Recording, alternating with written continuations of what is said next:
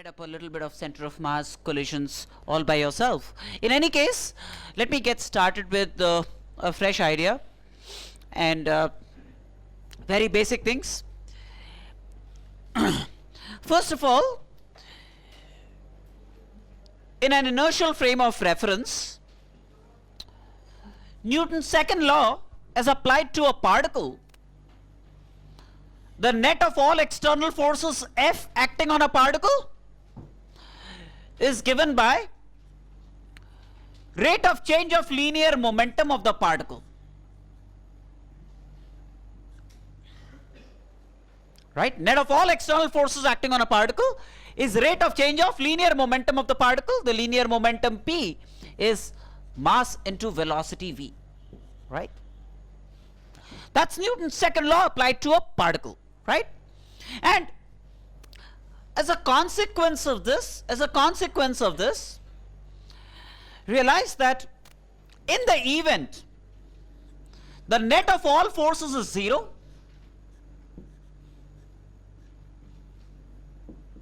in the event the net of all forces is 0, P must be constant. Linear momentum must be constant.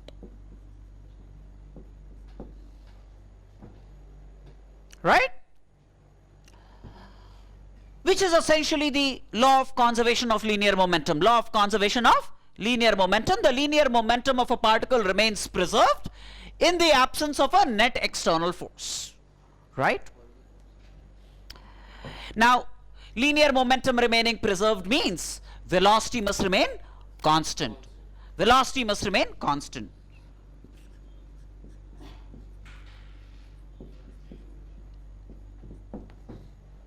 Acceleration 0, velocity constant. Velocity constant means the particle neither changes its direction of motion nor the magnitude of the velocity. Both remain preserved. Both remain preserved. For such a particle not acted upon by any net force, if at a certain instant you find that the particle is at rest, if at a certain instant you find the particle to be at rest, then you would find the particle to be at rest at all instants, because the velocity is preserved. Velocity is preserved. Now,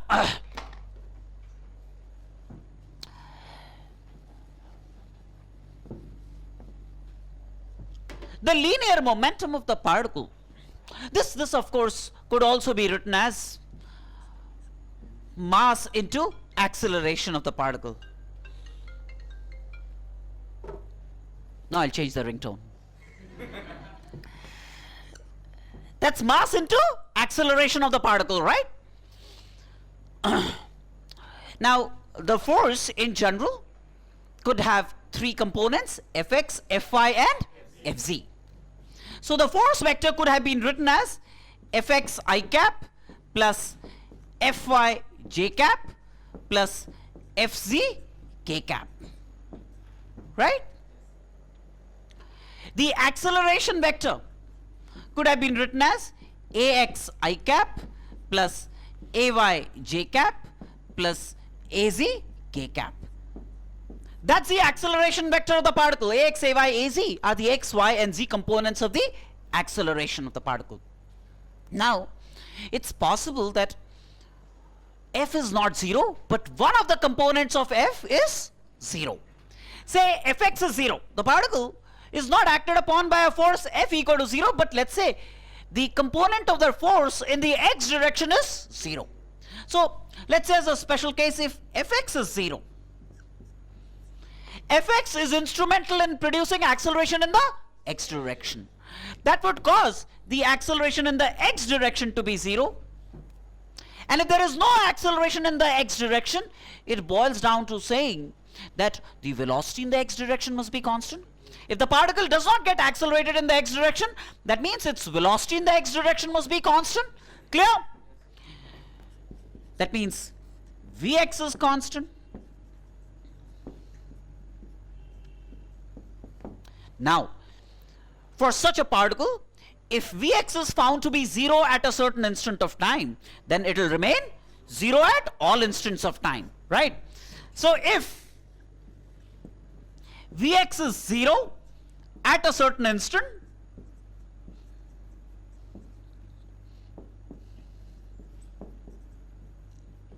then it means that Vx will be 0 always.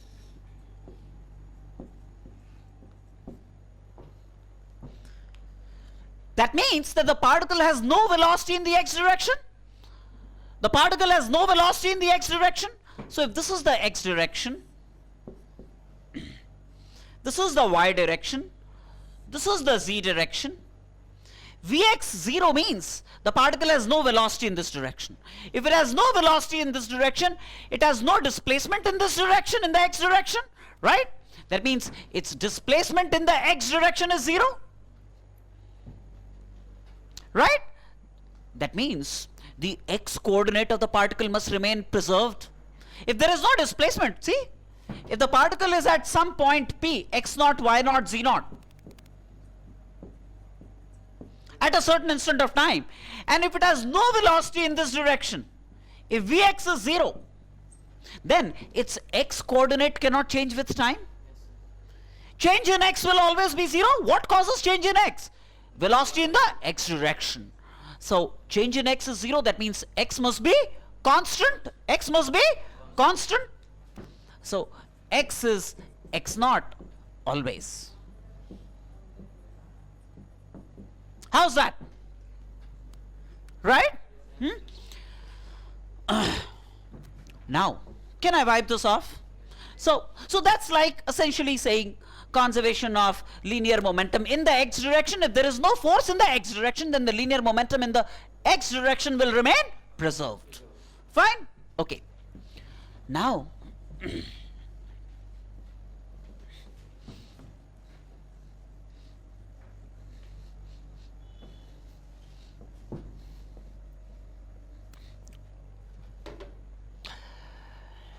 again, for a particle, if a force F acts, then F is dp dt, right? Then F acting for a short time dt, F acting for a short time dt is dp. F into dt is dp, which is dp means change in linear momentum. This is change in linear momentum.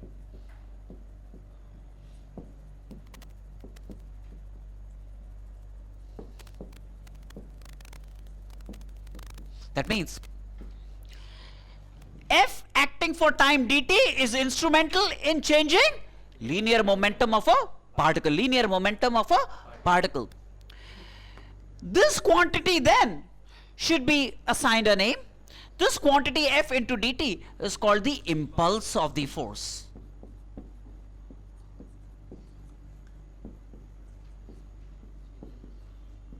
And that's always change in linear momentum. That's always change in linear momentum. Now, that means the linear momentum of a particle will change if it is acted upon by an impulse. If it is acted upon by an impulse, that is instrumental in changing the linear momentum of a particle, right? There are times that a force F, not very large in magnitude, a force F, not very large in magnitude, acts for a very short time dt. A F, not too large in magnitude, acts for a very short time dt. Then F into dt is very small, then F into dt will be very small. That means the change in linear momentum brought about by such an impulse is practically zero. Change in linear momentum brought about by such a small force, reasonably small force, acting for an extremely short interval of time dt. The change in linear momentum brought about by such a force is practically zero. Therefore, there are times when we will carry out this approximation as well. We will figure out that in certain systems, yes, see, for example, I'll tell you an example where one could apply this. So that would be an approximation. That would be an approximation. Which means, say, there is a particle which is hurled up. Let's say a particle of mass 1 kg hurled up. A particle of mass, say, 2 kgs hurled down. And the two particles collide somewhere in mid-air. The two particles collide somewhere in mid-air. Right? Just before collision, this particle, let's say, has a velocity v1 and this particle has a velocity v2. Right? Now, if you look at the combination of these particles, say m1 and m2, this pair of particles is being acted upon by gravity downwards, m1g plus m2g acting downwards. Right? Now, when they collide, there is an external force acting on the system of two particles. There is an external force which is Mother Earth, m1g plus m2g acting downwards on the pair of particles m1 and m2. But realize that this time of collision for the two particles is very small, very small. Consequently, the impulse of gravity means force of gravity into the time for which it acts. Force of gravity into the time for which it acts is not significantly large, That means the impulse of gravity is very small. In the vertical direction, the impulse of gravity is reasonably small, and therefore the change in linear momentum brought about during collision of the two particles in the vertical direction is negligible. Therefore, for the period over which the collision occurs, the linear momentum remains constant, because in that smaller time, the impulse of gravity is negligible. Gravitational forces are not very large. m1g and m2g, they are not very large. We are not looking at collision of Jupiter with Mars. Okay? So these are very small forces compared to the forces of impact. When they hit each other, see, after all, large and small are only relative. When two particles impact each other, then the forces of impact, which are called colliding forces, are much larger than the forces of gravity. But then those are internal forces. Internal forces will not change the total linear momentum. Only external forces, like suggested by F equal to dp dt, are relevant in as far as change of linear momentum is concerned. Internal forces do not participate in doing that, right? So which means that in a situation of this kind, even though there is an external force on the two particles, m1g plus m2g, the impulse of these forces is so small that we can neglect the change in linear momentum over that short time of collision over which they act. Right? So sometimes we will approximate things this way. We will approximate, and you know, when the change in linear momentum brought about by a certain force in a certain time is negligible, we call such forces non-impulsive forces. So in this case, the gravitational force could be looked upon as a relatively non-impulsive force. It has not been instrumental in bringing about a significant change of linear momentum of the system. Right? So I can conserve linear momentum of the two particles in the y direction because the external force that is acting on the two particles is non-impulsive in character. The impulse that the gravitational forces have produced are so small that it could be ignored. Clear? Right? Now, so in a one-dimensional situation, let's say if there is a particle moving in the x direction,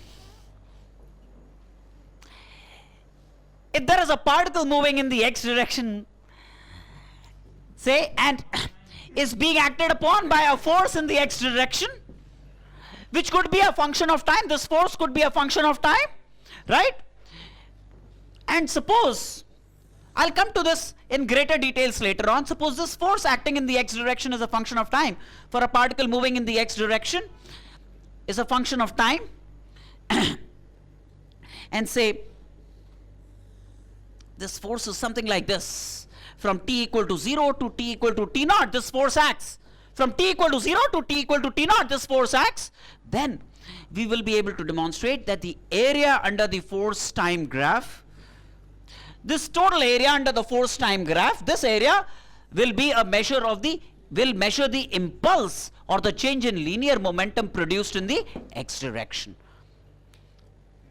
Yeah, why not? All that I'm saying is, suppose a force acts on a particle moving in the x direction, this force is in the x direction, and it's varying with time, and let's say it acts for t0 seconds, suppose it varies like this, then the impulse of this force in t0 seconds would be the area under the force time graph. That's all that I'm saying, right? This area will give you the impulse or the change in linear momentum brought about on the particle.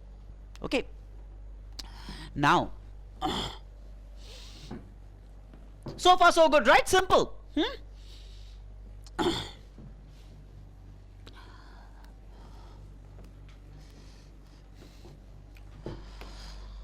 Now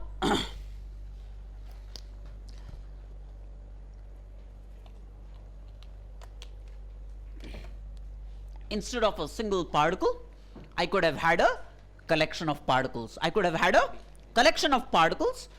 That collection of particles could be continuous or discrete. I hope by this time you've learned to draw a distinction between a continuous system and a discrete system. What is this class? Each one of you, let's say for all practical purposes, is a continuous system. You are a continuous system, right? But if I look at the class, it's a collection of discrete elements. Each of the discrete elements in turn is continuous. Let's say you are continuous, but if I look at all of you collectively, then this is a discrete system, right? So you have a feel for continuous and discrete systems. Now say if I have a collection of particles, continuous or discrete, so even though it's easier to represent discrete systems, but whatever I say of discrete systems will apply to continuous systems as well. All right. So if, say, there is a collection of particles, and this is only a notional boundary that I'm drawing, it doesn't mean that the particles are confined in this region. It's only notional that I'm drawing, only for the sake of representation. All right, and there are particles m1, m2, m3, mn in this. And the particles could be mutually interacting. Mutually interacting particles.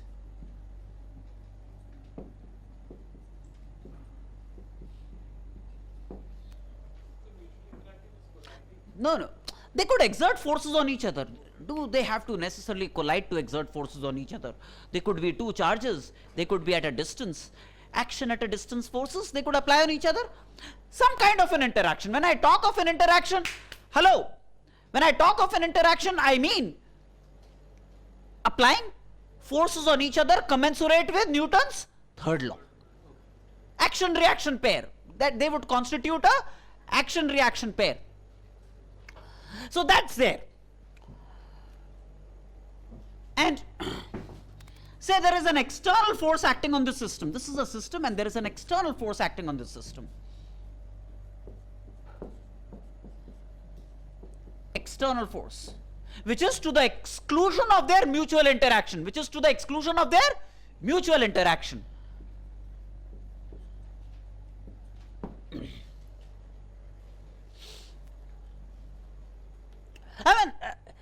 So if this is my system, this is the system of particles that I'm talking of, and this F, when I say is acting on the system, it's possible that it's acting on one of the particles of the system, but then it's meant to represent the entire system in the sense that, I could have had a block like this.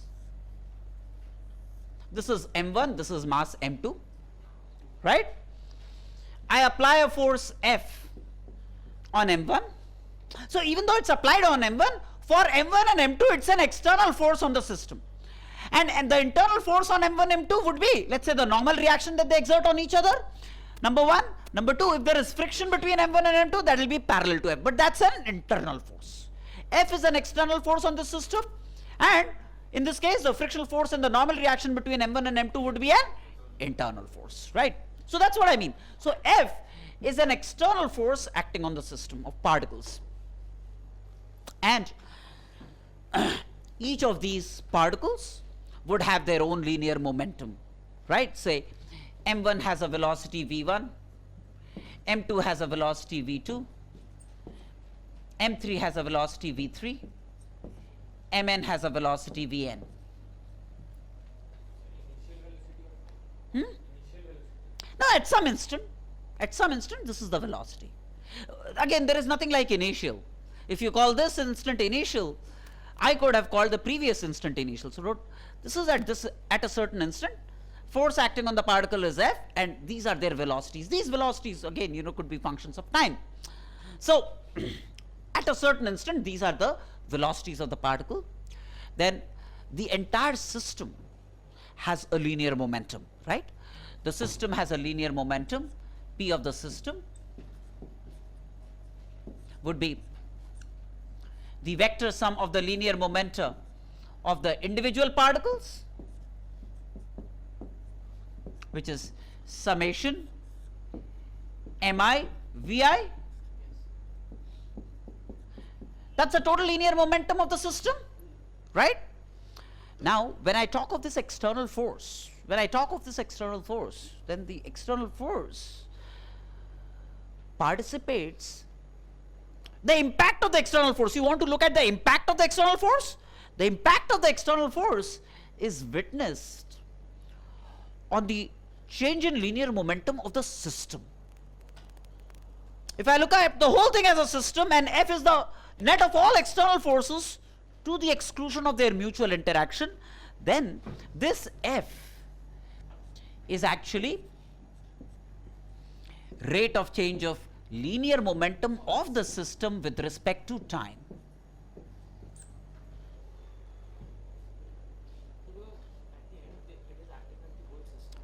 Yeah, it could be looked upon as acting on the whole system, right? The net of all external forces would be rate of change of linear momentum of the entire system. Rate of change of linear momentum of the entire system. That is where you would measure the force, or the impact of this force is the change in linear momentum of the system. The linear momentum of one particle would change by some amount, linear momentum of the other particle would change by some amount, and that's all an outcome of the net external force acting on the system, right? The forces that particles exert on each other, say there is particle m1 and there is particle m2, all right, they would exert, let's say, forces say equal and opposite on each other. F and minus F is what they exert on each other. This F will change the linear momentum of m2. This minus F will change the linear momentum of m1, right? True, no doubt about it. But together, this F and minus F, if you look at the change in linear momentum on m1 plus m2, that's going to be 0 that they do. So these internal forces, this F will change the linear momentum of m2, this minus F will change the linear momentum of m1, all right. But the change in linear momentum brought about in m2 by this F will exactly cancel the change in linear momentum brought about by minus F on m1. That means the net change in linear momentum brought about on the system because of mutual interaction is 0. The change in linear momentum brought on the system is not because of mutual interaction, is because of the net external force. That's important to understand. It's the net external force that will measure the total change in linear momentum on the system. No, but then poor Newton, what would he be doing? Newton's third law. Mutual interaction means the force exerted by A on B will be equal in magnitude and opposite in direction to the force exerted by B on A. Right? And if that law was not holding good, then all that I am going to tell you from now on will be looked upon as junk, dead and defunct. Okay?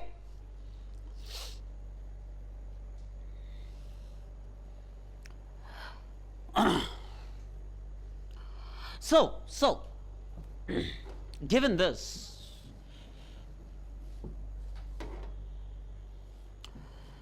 then the force F is d dt of linear momentum of the system, means sum of the linear momenta of each of the particles, m1 v1 plus m2 v2 and so on and so forth.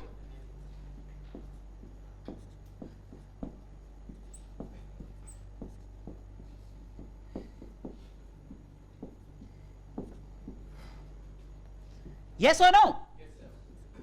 Right? Which is like m1 d dt of v1 plus m2 d dt of v2 plus mn d dt of vn. Yes or no? Yes, sir. But d dt of v1 would be a1, acceleration of m1. d dt of v2 would be a2, acceleration of m2, and so on and so forth. So this is like m1 a1 plus m2 a2 plus mn an. That's F vectorially. The net of all external forces is m1 into acceleration of m1, m2 into acceleration of m2, mn into acceleration of mn. This is then Newton's second law generalized. Newton's second law generalized to a collection of particles. This is Newton's second law generalized to a collection of particles. Right? And again, of course, this is the fundamental from which this gets adapted. Now,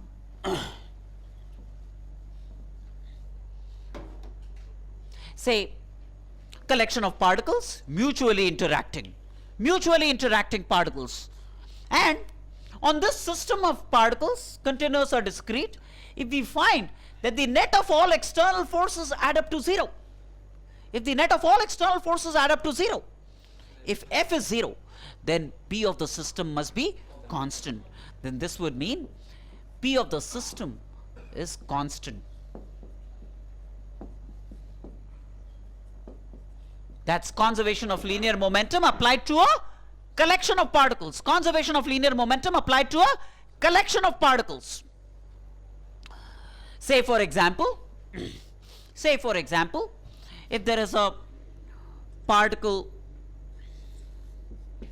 of mass 6 kgs, there is a particle of mass 6 kgs meant to be a bomb, all right, and it explodes, and when it explodes, one particle of mass 1 kg flies in a given direction. You can call that the x direction with a velocity of say 1 meter per second. One of the particles, it breaks into 3 fragments, let's say one of 1 kg, which flies along the x-axis, one of mass 2 kgs, that flies, let's say, with a velocity of 3 meters per second in a perpendicular direction, call it the y direction. We want to find the velocity of the 3 kg mass. 1 plus 2 and the 3 kg mass remaining. We want to find the velocity of the 3 kg mass. Now, when this bomb explodes, it explodes under the influence of an internal force. That means, and the explosion is instantaneous. It happens right away. That means in that short a time, even if there is gravity, the impulse of gravity is so small that it's not capable of bringing about any change in linear momentum. So essentially there is no net external impulse acting on the system. It explodes only under the influence of internal forces. That means the total linear momentum of the system just before the explosion and just after the explosion must be the same, right? Now, when the bomb was sitting, what linear momentum did it have? Zero. So just before the explosion the linear momentum is 0. So just after explosion also the linear momentum must be 0. Therefore, if the third particle which had a mass 3 kg had a velocity v, then the vector sum of the linear momenta after the explosion of the three particles must be preserved as 0. So, what's the linear momentum of this? 1 into I cap, velocity is I cap here, plus 2 into 3j cap, mass into velocity, and let's say the third particle of mass 3 kgs has a velocity v. This is the vector sum of the linear momentum of the three particles after the explosion. It must be the same as the linear momentum before the explosion, and this must add up to 0. This must add up to 0, giving you the required velocity of the third fragment of the bomb. Clear? Right. Now,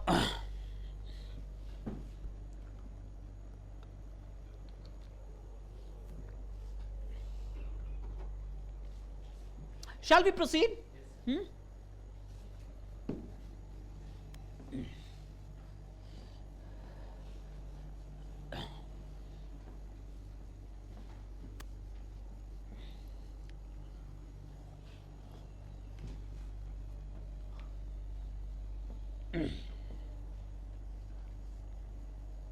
Again, just to illustrate this linear momentum principle a little more, say there is a trolley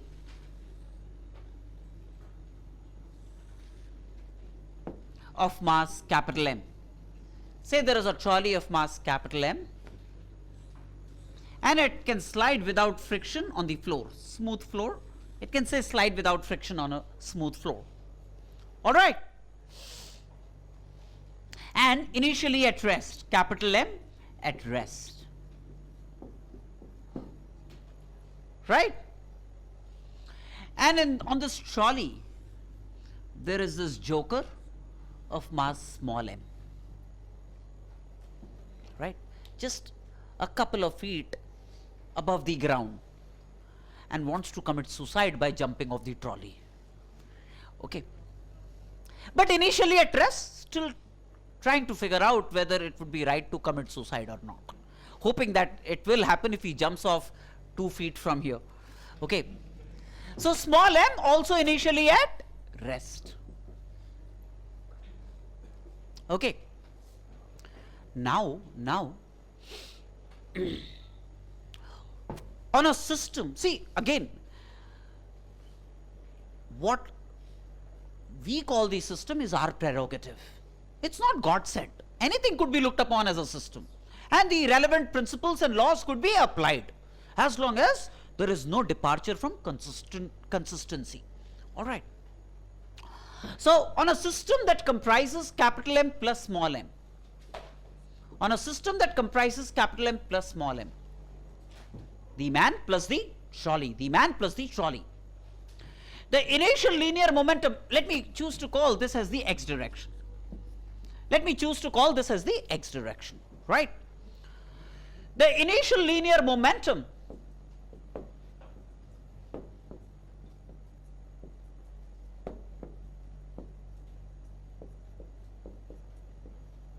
is 0. The initial linear momentum is 0. They are at rest, mass into velocity, 0. All right. And the only forces acting on the system external are gravitational forces down and reaction from the ground upwards on the wheels of the trolley. In the x direction, there are no external forces acting on the system, right? In the x direction on the system, the external forces acting add up to 0, right?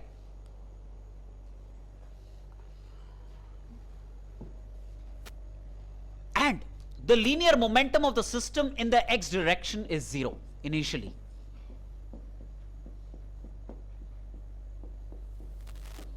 The linear momentum acting on the system is 0 initially.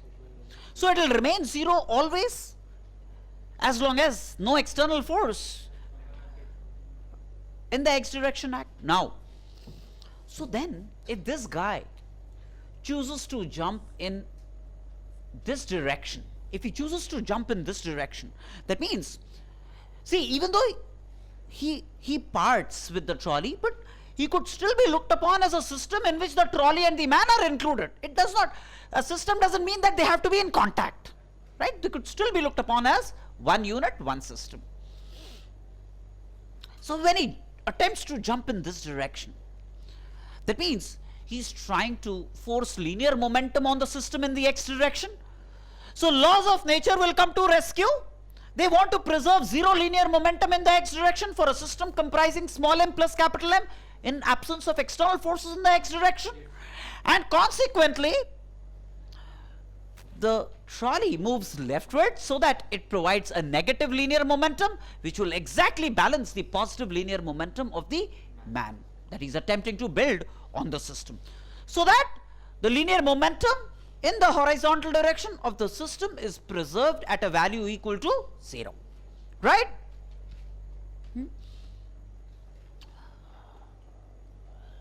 Now,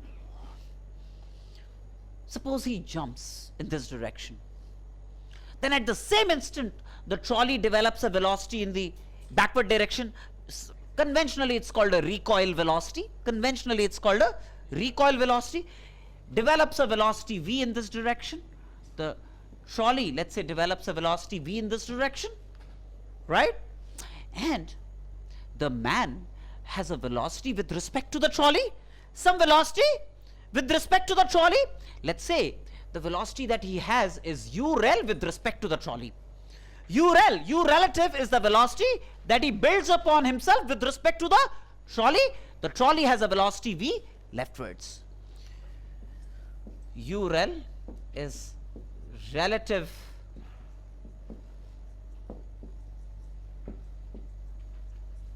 of man with respect to the trolley.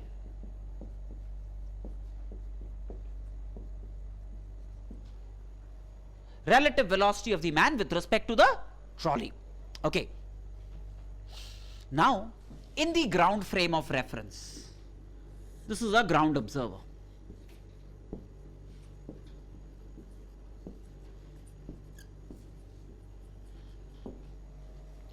What would he report as the velocity of the man? Not u rel. U rel is the velocity reported by the trolley observer, right? But the ground observer will report a velocity on the man equal to how much?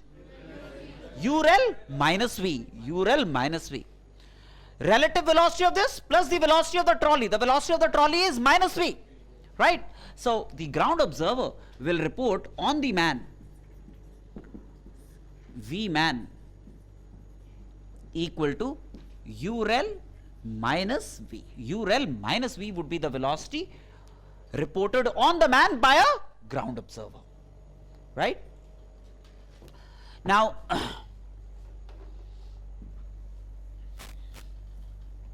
therefore, I have the absolute velocity of the man in the horizontal direction the moment he jumps off, and I have the velocity of the trolley v, which I want to compute. And we know it's leftwards of the trolley. The total linear momentum before the impact is 0. So the linear momentum after the, not before the impact, before he jumps is 0, and after he jumps will remain 0, right? Conservation of linear momentum in the x direction. So then, what's the linear, that means the rightward linear momentum of the man must be the same as the leftward linear momentum of the trolley after he jumps off, so that the net linear momentum is 0 for the system that comprises the man plus the trolley. So then, the linear momentum of the man rightward is m into velocity of the man, which is u rel minus v, and that must be equal to the leftward linear momentum of the trolley right after he jumps, in order that the net linear momentum after he jumps is 0, right? This gives us, as you can readily see, v equal to mu rel by small m plus capital M.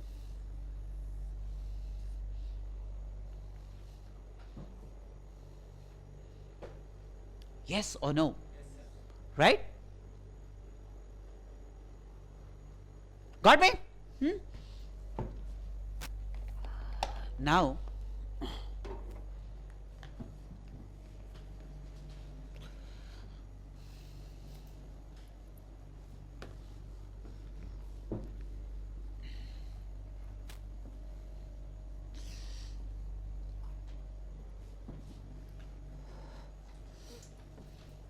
suppose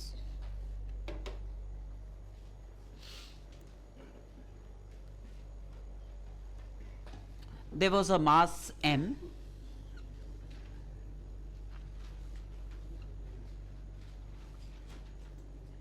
mass say m1 resting on a smooth horizontal surface,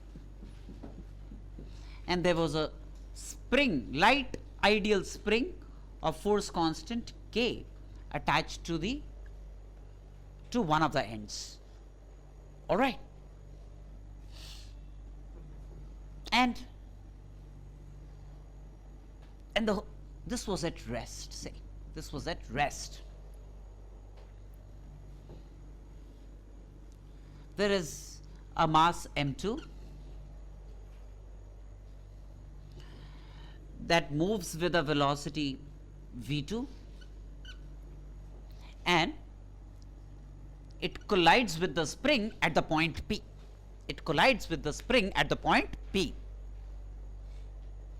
I want to be able to compute the maximum elongation that this is capable of, maximum compression. This is unstretched spring. I want to be able to compute the maximum compression produced in the spring. Maximum compression produced in the spring is what I want to be able to compute. Okay. Now, realize that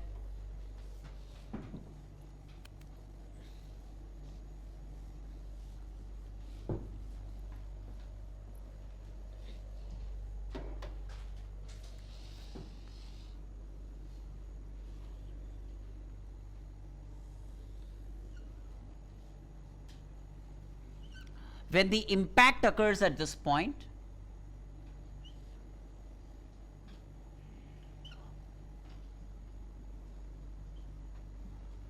this is at rest at this instant.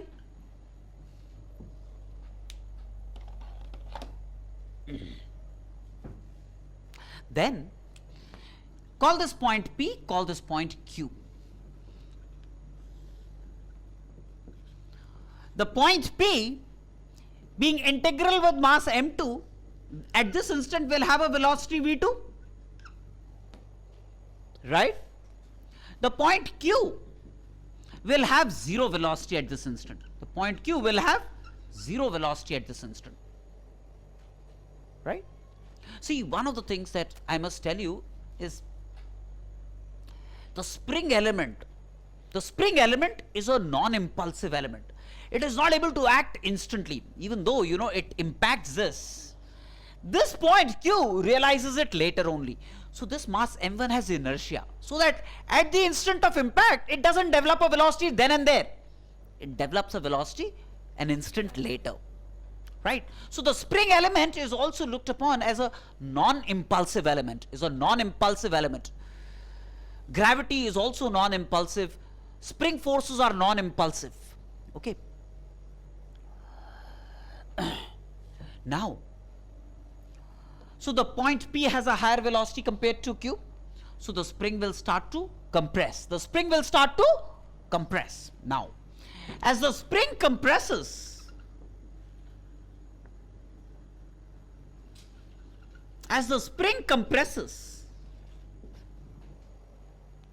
the two masses attached at the ends P and Q will experience forces from the spring, right? This mass will experience a force from the spring in this direction, and this mass Q, the mass attached at Q, that is m1, will experience a force from the spring in this direction. Yes or no? Right? As far as the velocity of P is concerned, it's to the right. As far as velocity of Q is concerned, that's also to the right. Isn't it? After a while, the point Q will also develop a velocity to the right, isn't it? mass will start to move. The spring having got compressed, the point Q must have moved to the right, the point P must have also moved to the right. Both P and Q develop velocities, say Vp and Vq. Okay. But since the spring is getting compressed, the spring forces at P and Q on the masses m2 and m1 are acting in the direction shown. In the direction shown, right? If the spring gets compressed, it would want to pull apart like this, so it will experience a left.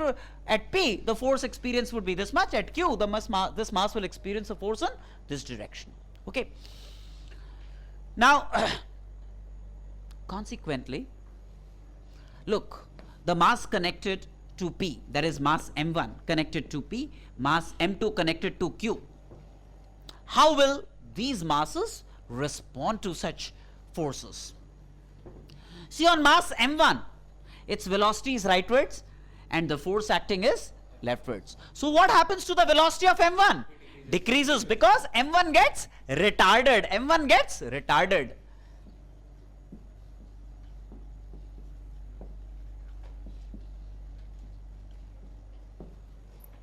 Right?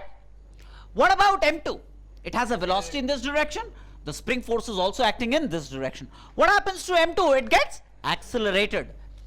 m2 gets accelerated.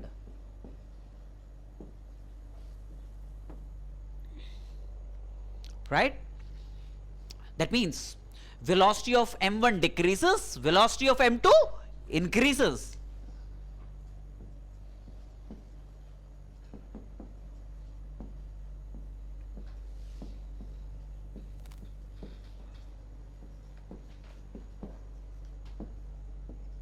Increases, right? So the way the velocities are changing, let's say just symbolically, velocity versus time. For m2, the velocity will decrease. Starting from a velocity v2, its velocity decreases, right? That's for m2, the velocity is decreasing. For m1, starting from 0, this is for m2. And for m1, the velocity will increase. This is for m1.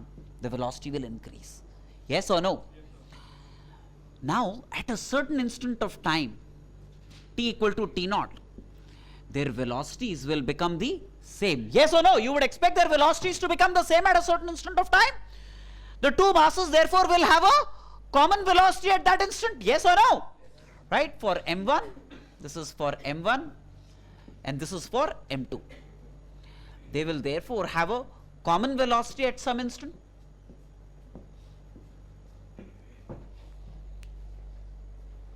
Yes or no? But until this instant, until t equal to t naught, velocity of P, see, this is the particle at P, the velocity of m2 is more than the velocity of m1, right? Vp, velocity of m2 will be larger than velocity of m1, which is vq. Velocity of this is m2, sorry, this is m2, call this m1. Velocity of the mass connected to P would be more than the velocity of the mass connected to Q till the instant of time t equal to t naught, where they attain a common velocity. How's that? Right? Now, if Vp is larger than Vq, see, why is the spring compressing fundamentally? The spring is compressing because this end has a higher velocity compared to this end. That's why the spring is compressing, isn't it? It's compressing because one end, this end, has a greater velocity in this direction compared to this end. That means if this has a velocity 5 meters per second and this has a velocity 3 meters per second, that means in a given second, this would want to move by 5 meters, this would want to move by 3 meters. So it gets compressed by 2 meters. Yes or no? If this point has a higher velocity compared to this, the spring gets compressed. The spring is getting compressed because of difference in the velocities, right? So till t equal to t naught, the spring is getting constantly compressed, right? So till t equal to t naught, spring keeps getting compressed.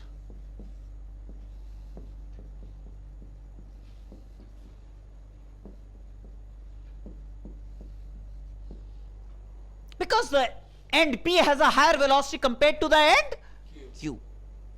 Clear?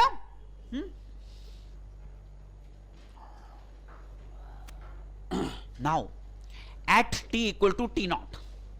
At t equal to t naught, both P and Q acquire a common velocity v common, right? At t equal to t naught, P and Q acquire a common velocity v common.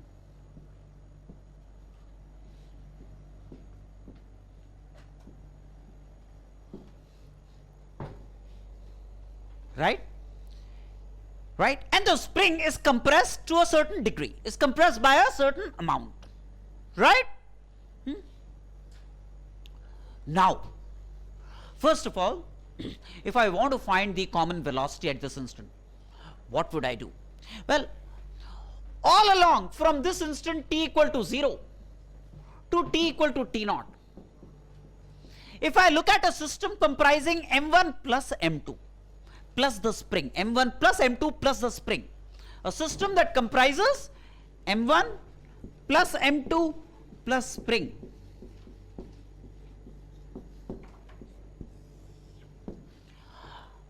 are there any external forces acting? There are no external forces acting on the system. That means, if there are no external forces acting on the system, the total linear momentum of the system must remain conserved.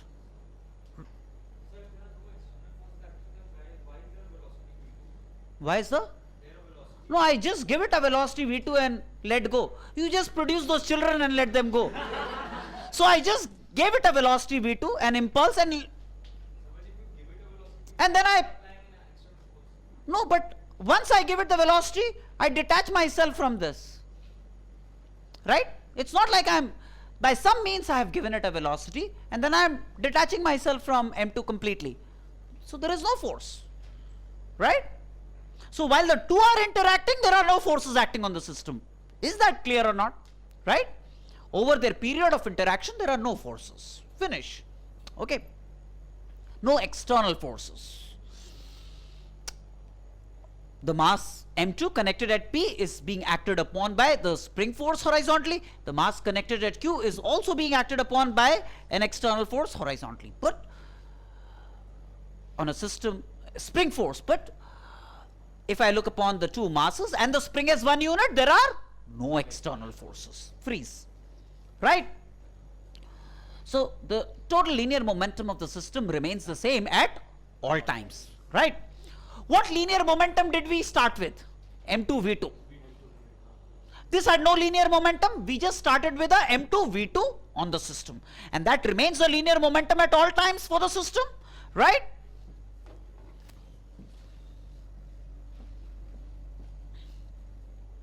So m2 v2 is the linear momentum of the system at time t equal to 0, and that must be the linear momentum of the system at time t equal to t naught, where they acquire a common velocity, So then when they acquire a common velocity, then m1 plus m2 into v common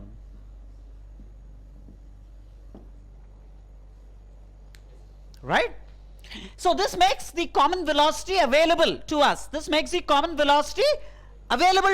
Clear?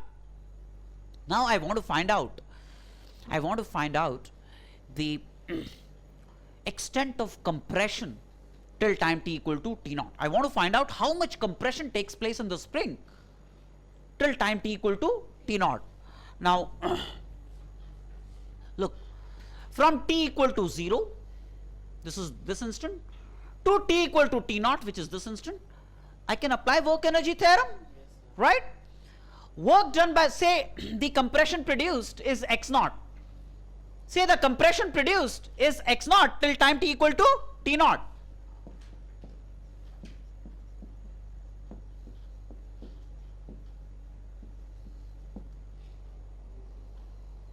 Then the work done by the spring force minus half kx naught squared. minus half kx naught squared, right? That's the only force doing work here. So work done by the spring force minus half kx naught squared. Negative of the change in elastic potential energy, negative of the change in elastic potential energy is always the work done by the spring force. And that must be equal to change in kinetic energy of the system. Change in kinetic energy, final kinetic energy minus initial kinetic energy. This is the final state, not the final state, the state at t equal to t naught. So this is like the kinetic energy is half m1 plus m2 into v common squared, right? V common squared, that's the final kinetic energy, minus the initial kinetic energy is only half m2 v2 squared, half m2 v2 squared.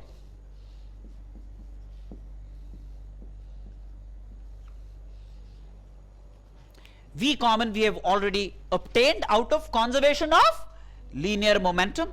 Plug into this and obtain the compression in the spring till time t equal to t naught, when the two masses acquire a common velocity. So far so good, right?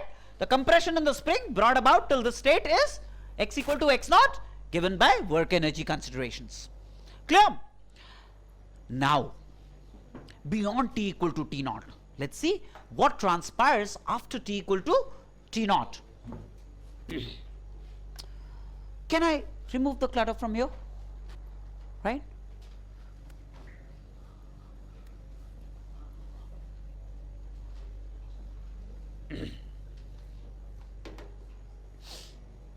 See, at t equal to t naught, p has a velocity v common equal to v to the right, q has a velocity v common equal to v to the right. V common and v, let's say, are the same, right, at t equal to t naught. And the spring has got compressed by an amount x naught. All of it we have computed. V from linear momentum considerations, x naught from work energy considerations. Clear? Now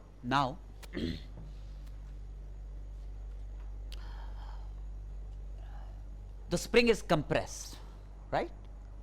The spring will now exert a force on P in this direction. The spring force at the point P on the mass M2 will act in this direction. On the mass M1 connected at Q will act in this direction. Right? Yes or no? Yes, sir. Okay. This is the mass M2, this is the mass M1. All right. So what happens to the velocity of Q? Increases. What happens to the velocity of P? Decreases. Right? So from this point again, velocity of P decreases, velocity Q increases, the point Q increases. Right? That means the velocity of Q becomes higher than the velocity of P. The velocity of Q becomes higher than the velocity of P.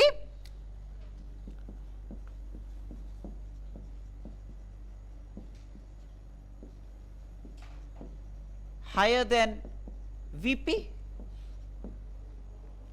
Right? Now, conceptually, again, very simple. At some instant, both have the same velocity. At the next instant, and both are moving to the right, the velocity of this increases, whereas the velocity of this decreases. So if this has a higher velocity to the right compared to this, then the spring will unfold. The spring will unfold. It will begin to elongate now. Yes or no? Yes, sir.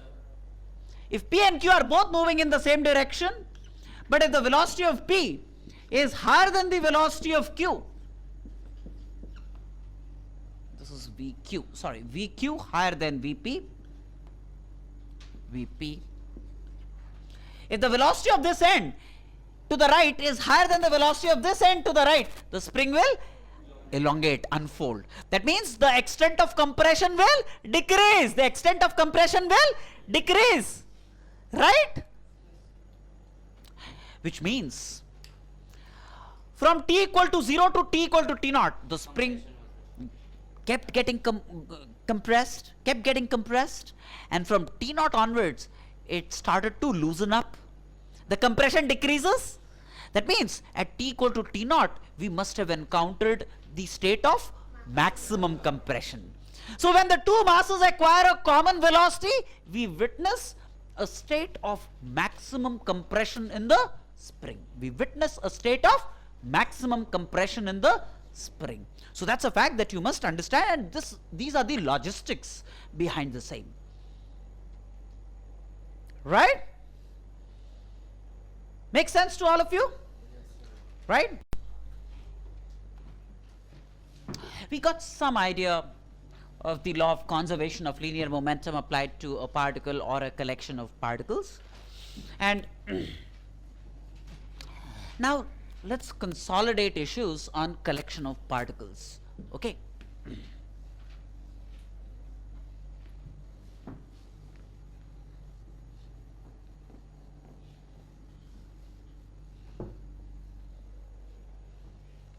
Simple stuff, very simple stuff.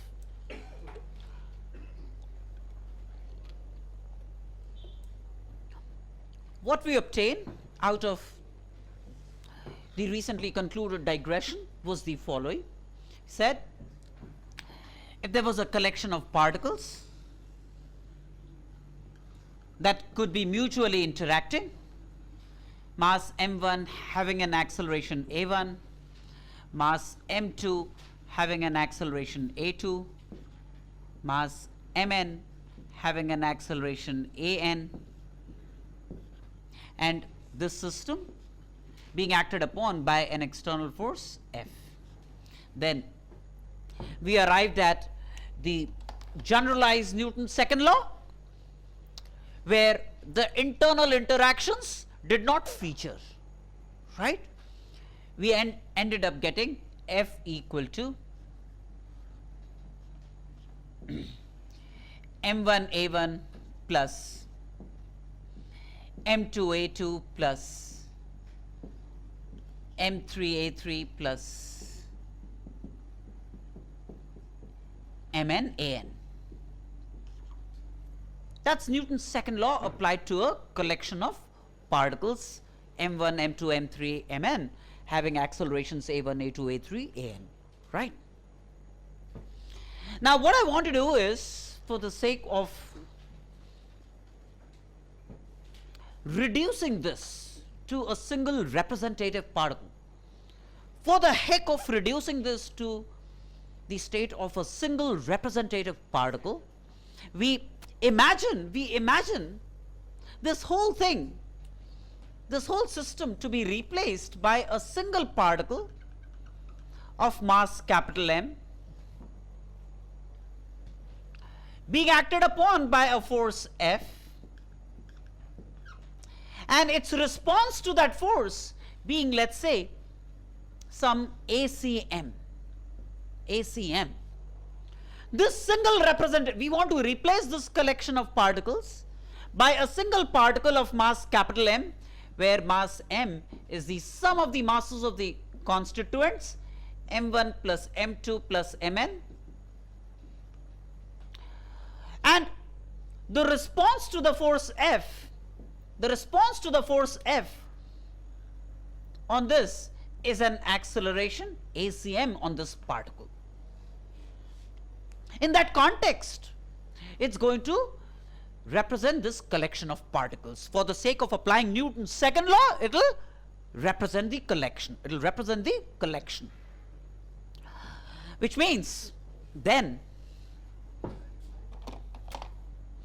I can say F, which was m1a1 plus m2a2 plus m3a3 plus mnan, for the sake of the leader M, would produce an impact on it, which is ACM, right? So this F, which is now MACM, capital MACM, where capital M is m1 plus m2 plus mn, is m1a1 plus m2a2 plus mnan, right? This particle, the representative for this collection, then has an acceleration ACM given by M1A1 plus M2A2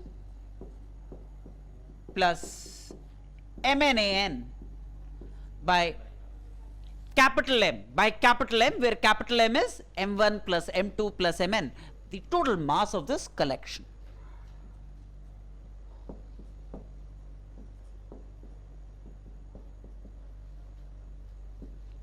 This is a figment of our imagination. It's not like there is a real particle of this kind.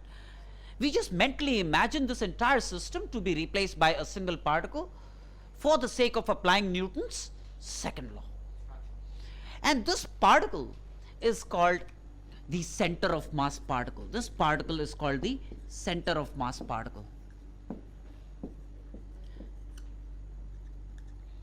This particle is called the center of mass particle. One that has an acceleration ACM, that could be mentally imagined to have an acceleration ACM given by M1A1 plus M2A2 etc. divided by M1 plus M2 plus Mn, right? Now,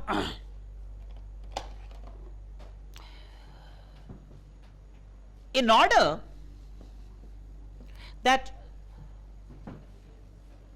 this particle has this as the acceleration, see, the center of mass particle having a total mass m, this is cm, the center of mass, has an acceleration acm given by this. Say the masses have velocities v1, v2, vn, and so on and so forth. Suppose these are the velocities of masses m1, m2, m3, mn, right? Then, in order to get this as the acceleration of ACM, the velocity of this particle, the center of mass particle, in order that you could have this as the acceleration, should be given by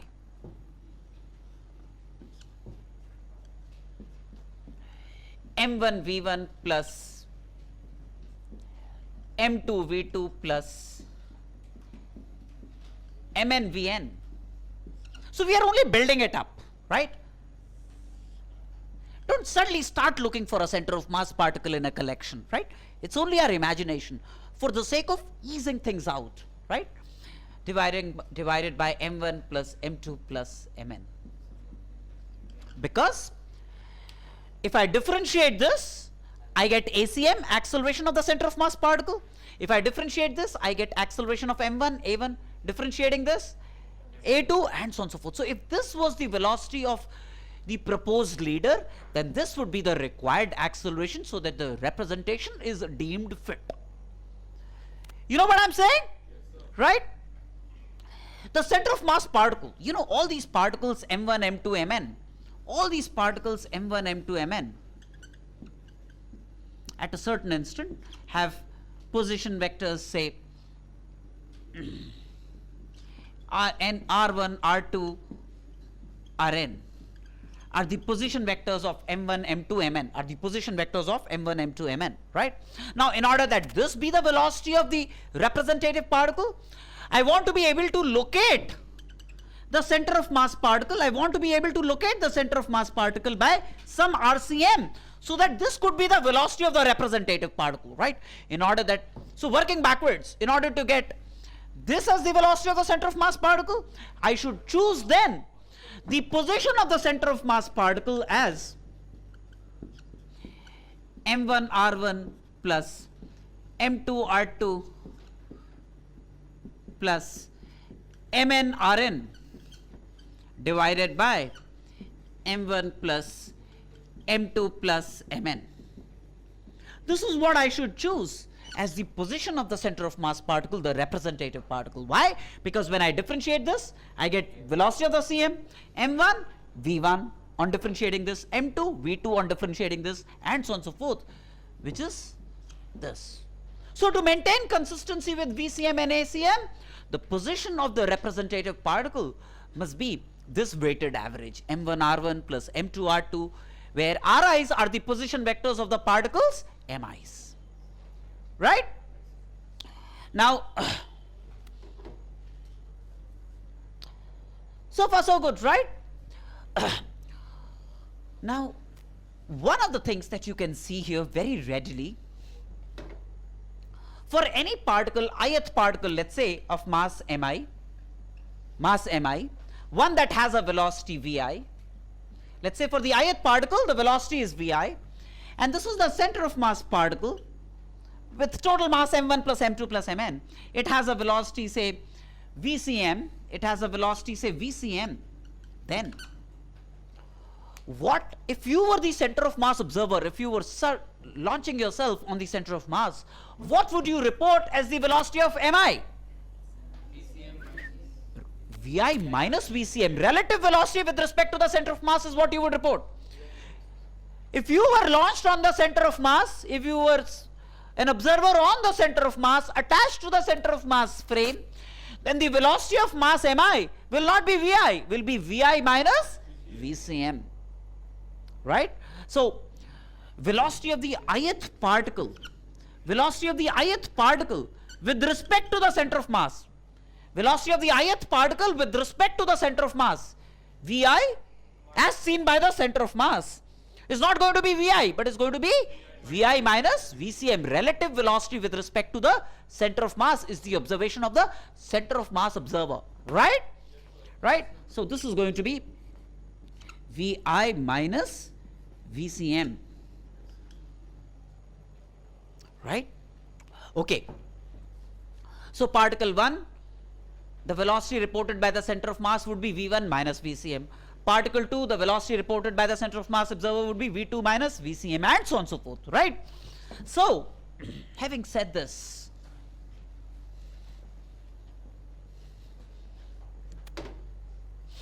if I cross multiply this out, right, m1 plus m2 plus mn vcm equal to m1 v1 plus m2 v2 plus mn vn, right? So see, you now will be able to readily see why this equivalence is effective. This is the total linear momentum of the system if you calculate from first principles. Linear momentum of particle 1, of particle 2, of particle n, m1 v1, the vector sum of their linear momenta, and the center of mass in one shot, which is the total mass of the system into velocity of the center of mass, represents the total linear momentum of the system. That means if you want to calculate the total linear momentum of the system, you rather would, instead of going to each of the particles, you rather would go to the center of mass particle, find the velocity of the center of mass particle into the total mass of the system, would in one shot give you the total linear momentum of the system. So the linear momentum is of the total system is contained within the center of mass. The center of mass in one shot will give you the total linear momentum of the system, right? Right? Now that's one thing. The second thing is,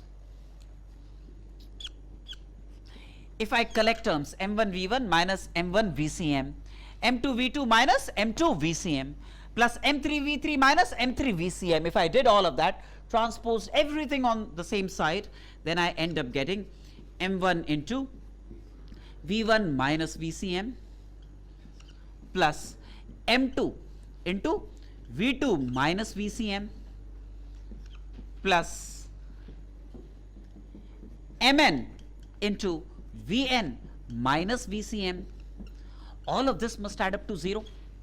All of this must add up to 0, transposing everything on the same side. Now, this is mass of the first particle, and this is the velocity with respect to the center of mass of that particle. That means this is the linear momentum of particle 1 as seen by the center of mass. This is the linear momentum of particle 2 as seen by the center of mass. This is the linear momentum of particle n as seen by the center of mass, and it necessarily adds up to 0. That means the total linear momentum of a system as seen by the center of mass observer will always be 0. Linear momentum of any collection of particles in the center of mass frame, just write down linear momentum of any collection of particles linear momentum of any collection of particles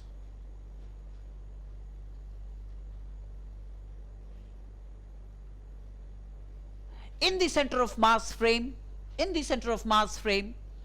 will always be 0, will always be 0.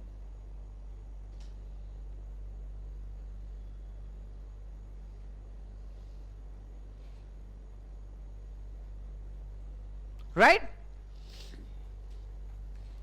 Now,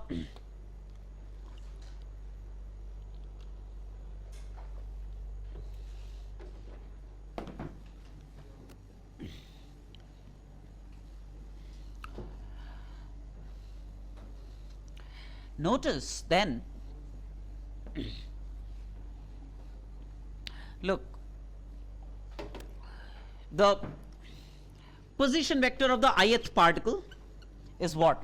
Say the ith particle mi has coordinates xi, yi, zi are the coordinates of, let's say, the ith particle. I runs from 1 to n. Okay. What's the position vector of the ith particle? xi I cap, yi j cap plus zi k cap.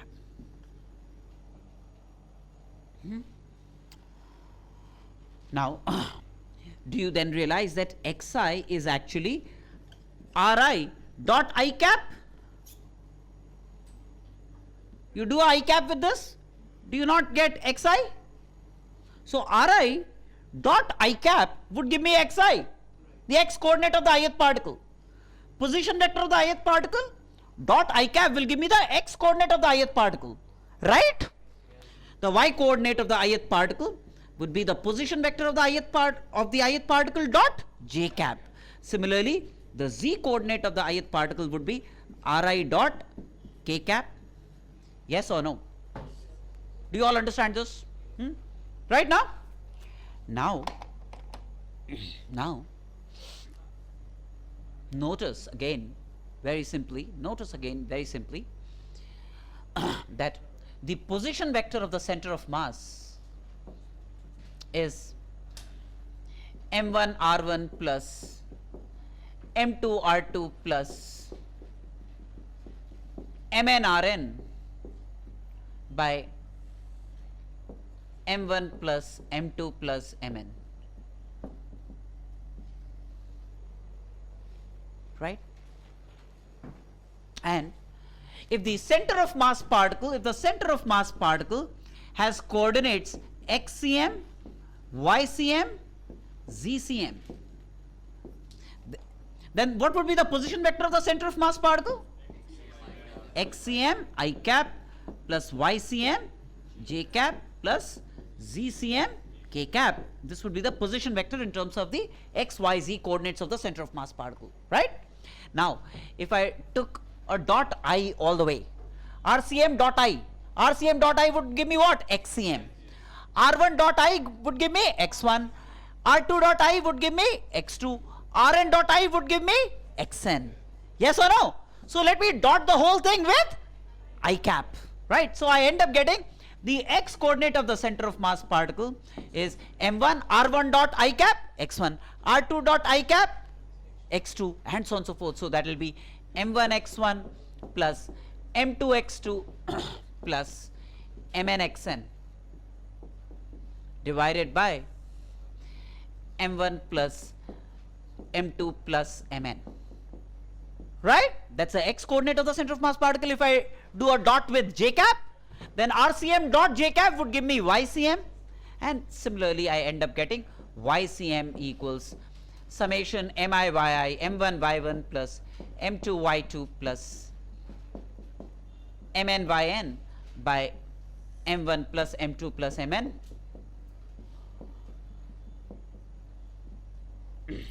and zcm, the z coordinate of the center of mass particle, m1 z1 plus m2 z2 plus mn zn by m1 plus m2 plus mn, right? So this one vector equation is like these three scalar equations. This one vector equation tantamounts to these three scalar equations, right? Summation mi xi by summation mi and so on and so forth, right? Now, when it comes to calculating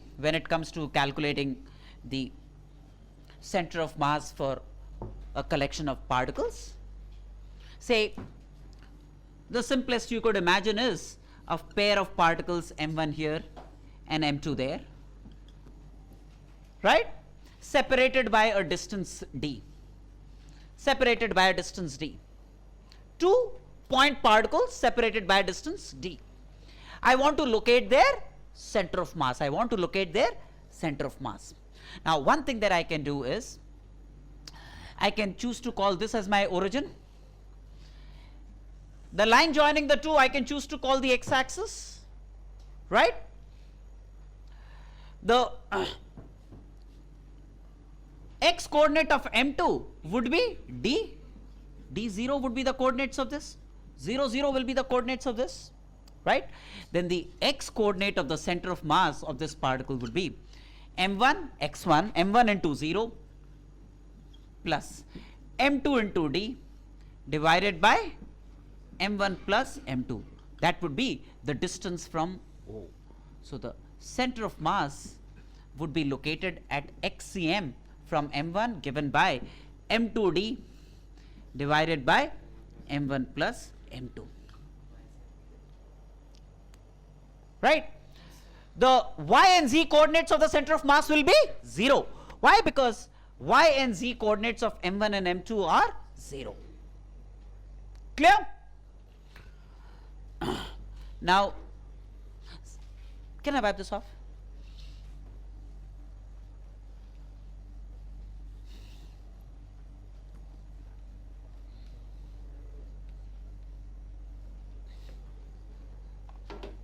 In a general sense, suppose there is a particle m1 here and there is a particle m2 here, right? And m1 is moved by, say, 3 centimeters to the right and m2 is moved by 4 centimeters to the right. Say m2 is moved by 4 centimeters to the right. So, when m1 and m2 were in these states, this was, let's say their center of mass. I now want to calculate the amount by which the center of mass moves to the right. I want to calculate the amount by which the center of mass moves to the right. That means the change in the x coordinate of the center of mass. I want to find the change in the x coordinate of the center of mass. Okay, one thing, if x1 was the x coordinate of m1, x2 was the x coordinate of m2, then the x coordinate of the center of mass is what? m1 x1 plus m2 x2, right? By m1 plus m2, by m1 plus m2. That's the x coordinate of the center of mass initially, right? Now, the change in the x coordinate of the center of mass is going to be m1 into change in x1 plus m2 into change in x2 divided by m1 plus m2 divided by m1 plus m2. That would be the shift in the center of mass, m1 into change in x1, m2 into change in x2 divided by m1 plus m2. Yes or no? Now, we take, let's say, all changes in this direction positive, all changes in the opposite direction negative. So, in this case, both m1 and m2, x1 and x2 have changed by 3 and 4 centimeters, plus 3 and plus 4 centimeters, right? So, what is delta x1 in this case? What is delta x2? 4. So, this would be 3 m1 plus 4 m2 by m1 plus m2. That's going to be the shift in the center of mass, with m1 moving by 3 centimeters, m2 moving by 4 centimeters. If m2 moved by 4 centimeters in this direction, then this would be minus 4 m2, right? Now, for a continuous collection of particles, how does one obtain the center of mass? For a continuous collection of particles, let's see how to obtain the center of mass. Same, the logic will be the same.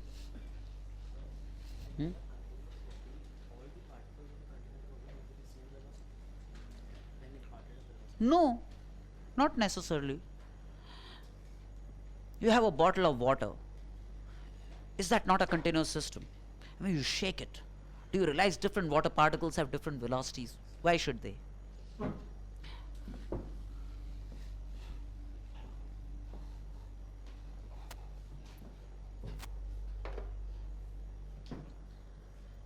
Say there was a uniform rod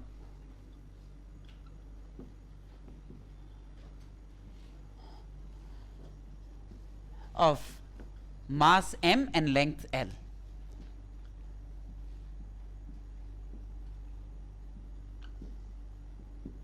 Uniform rod of mass m and length L. Now, when I say uniform, what it means is, suppose this is the rod PQ.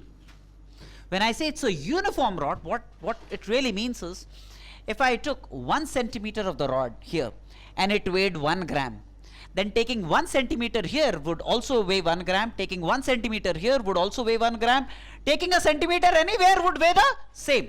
That's what it means by a uniform homogeneous rod. Uniform homogeneous rod. So we're talking of a uniform rod of mass m and length L, right? I want to be able to locate the center of mass of this. Now, is this not a continuous collection? This indeed is a continuous collection of particles, right? Now, what I can do is, I can choose to call this as the x-axis, right? And this as x equal to 0. This then will become x equal to L. Now, the rod has a mass per unit length, lambda.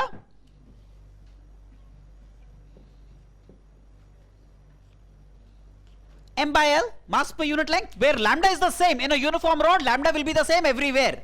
Whereas in a non-uniform rod, you will have lambda that will depend on where you are selecting the length, right? Now, the concept is the same. If I have to calculate the x coordinate of the center of mass, then I'll do like a summation mi(xi) by summation mi. This is what I'm going to deploy. This is what I'm going to deploy, right?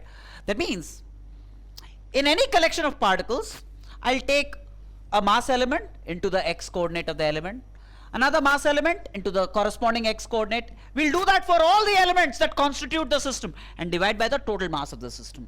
And that's going to give me the x coordinate of the center of mass of the system, right? Now,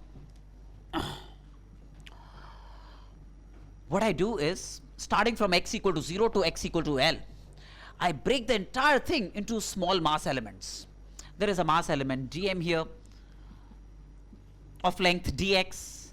There is another mass element of length dm here and of length dx. Very small length, infinitesimally small lengths. I break it up into infinite number of these mass elements dm, each of length dx. And so on and so forth, right? So each of these mass elements is essentially like a point. Because their length is really small, they're like a point. So I take, let's say, this mass element into the x coordinate of this mass element. Because it's almost like a point, I can take the x coordinate of this point of the mass element. I take another mass element here into the x coordinate of this point, another mass element into the x coordinate. I do that for all the mass elements. How many such mass elements are there? Infinite. Starting from x equal to 0 to x equal to L, there are infinite number of such mass elements. For every mass element, I'll carry out an operation, the mass of that element into the x coordinate, the mass of that element into the x coordinate, and I'll sum it up. The process of summation of infinite number of terms, do you realize that there would be infinite number of terms, is integration. Starting from x equal to 0 all the way to x equal to L. This is what I'm going to do, right? So, if this is my blueprint, then to obtain the center of mass of this collection,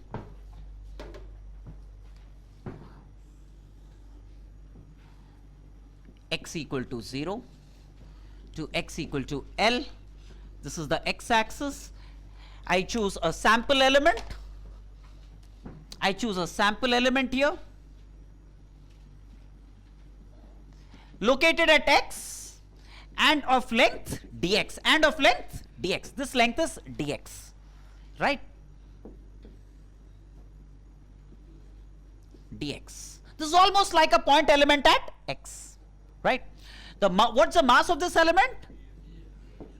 Mass of this element is lambda into dx, mass per unit length into the length. The mass of this element is going to be mass per unit length lambda into the length dx. That's the mass of this element, right? The MIXI contribution of this element is its mass lambda into dx into the x coordinate where it lies. So that's like a MIXI for this element, mass of the element into the x coordinate of the element. That's a MIXI for this element, right? I want to do a MIXI for all elements starting from x equal to 0 to x equal to L, sum of all the MIXI. So I carry out this where x runs from 0 all the way to L, that's sum of all the MIXIs, that's sum of all the MIXIs divided by the total mass. What's the total mass? Capital M. So sum of all the MIXIs starting from x equal to 0 to x equal to L covering all the elements will give me the x coordinate of the center of mass, right? Now in this case, lambda, the mass per unit length, does not depend on x. So it will wriggle out of the integral sign. It's like a constant independent of x, so it comes out of the integral sign. So once it comes out of the integral sign, then integral x dx, x runs from 0 to L divided by the total mass m and lambda by m. See, the mass per unit length lambda, m by L. M by L is the mass per unit length lambda, right? This lambda is mass per unit length m by L. Clear? So very clearly lambda by m is 1 by L, lambda by m is 1 by L, so this is 1 by L, and when I integrate this, L square by 2, so L square by 2, that makes it L by 2. So if I have a uniform rod, its center of mass would be exactly halfway at the midpoint, right? So if it's a uniform rod, it'll show no bias. It'll be the center of mass would be located exactly halfway,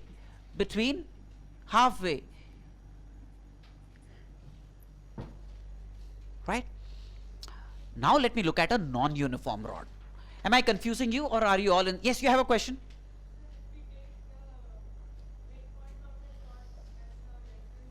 Sorry?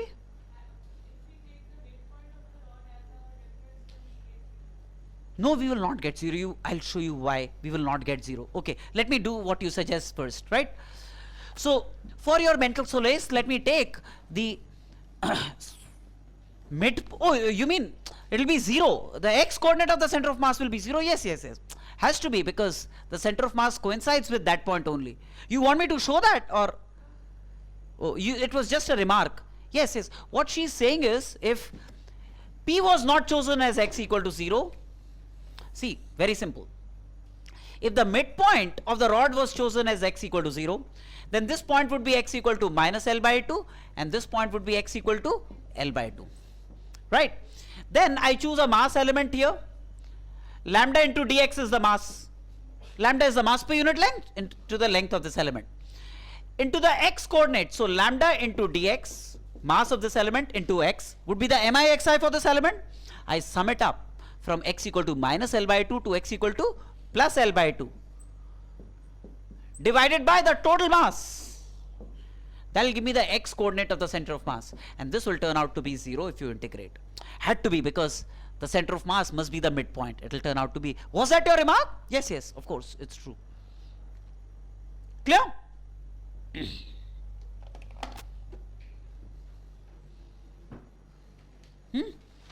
Yes, please. Now,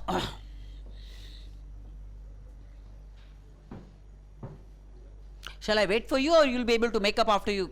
Huh? I'll wait for you, or no? Okay. Good.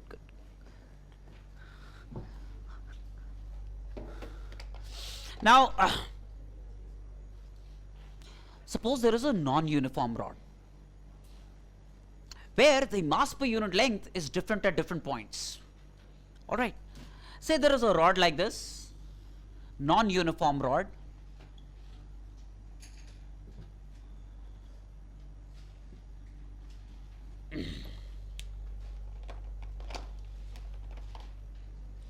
with, say this was x equal to 0 and this was x equal to L, the other end.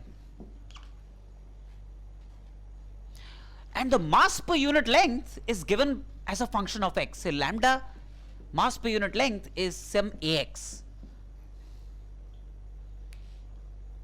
It depends on x. The mass per unit length depends on x, say. So that's a non-uniform rod, right? A is a constant. I now want to be able to locate the center of mass of this non-uniform rod. The fundamentals don't change.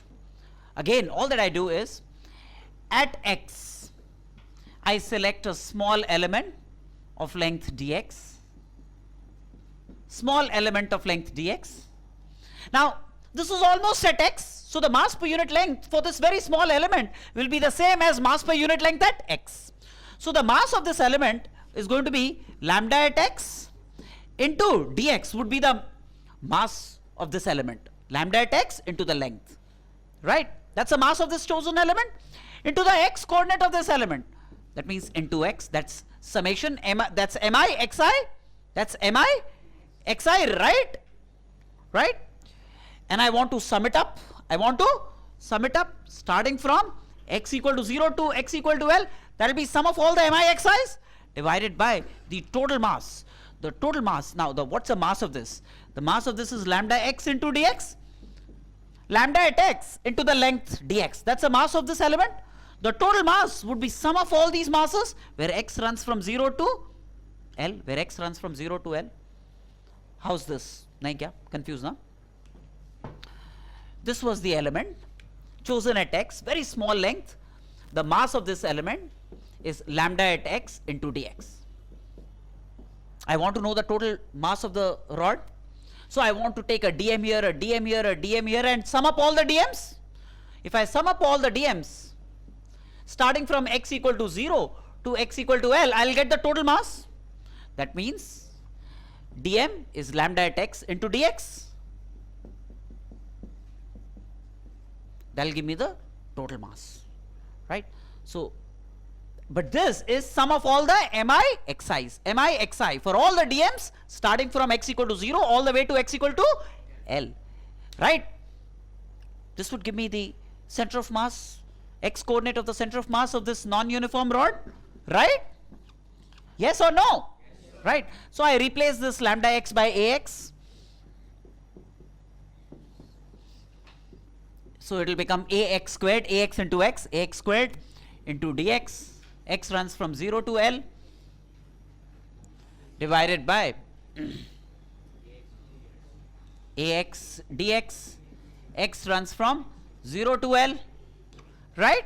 A will get cancelled. If I integrate this, I get L cube by 3, right? L cube by 3 is what I get from for the numerator.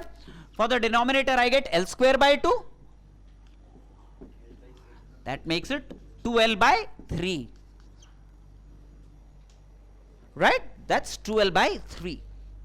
Yes or no? Nahin kya? Where? Why this x? This is the mass element, lambda into dx. What is the x coordinate of this location of this element? This is the x coordinate. So mass into the x coordinate. Another mass into the x coordinate. So this is mass into, this is the mass into the x coordinate, then another mass into the x coordinate. Obtained with this operator, summation operator 0 to L. Summation mi xi is what I get out of this. Confused kya? Nahin na? Divided by summation mi. Divided by summation mi. This is summation. The integration is actually a summation mi. X runs from 0 to L. This gives me the x coordinate of the center of mass of the system. It turns out to be 2L by 3. Now, see, it is not inhibited showing a bias because it's a non-uniform rod. What transpires is, this was the rod that was non-uniform, x equal to 0, x equal to L, right? And the mass per unit length is increasing with x. Do you realize that in this rod the mass per unit length is increasing with x? That means if you choose 1 centimeter here and if it weighs 1 gram versus choosing 1 centimeter here, which will weigh more? Right one. Because the mass per unit length is increasing. So choosing a length here, unit length here versus a unit length here, it will weigh more here compared to there, right? So which means, if let's say this was the midpoint L by 2, not the center of mass, midpoint L by 2. The center of mass comes to the right of the midpoint, that is x equal to 2L by 3, right? Now, this was halfway down the rod. Which is heavier, this or this? The one to the right is heavier. The center of mass prefers the heavier position. It will always have a bias towards the heavier region, will lie in the heavier region. When it was a uniform rod, neither this was heavier nor this was heavier. So it said, all right, the only place where I could reside is this. But in this case, this was heavier, so the center of mass was residing in the heavier region compared to the lighter region, right?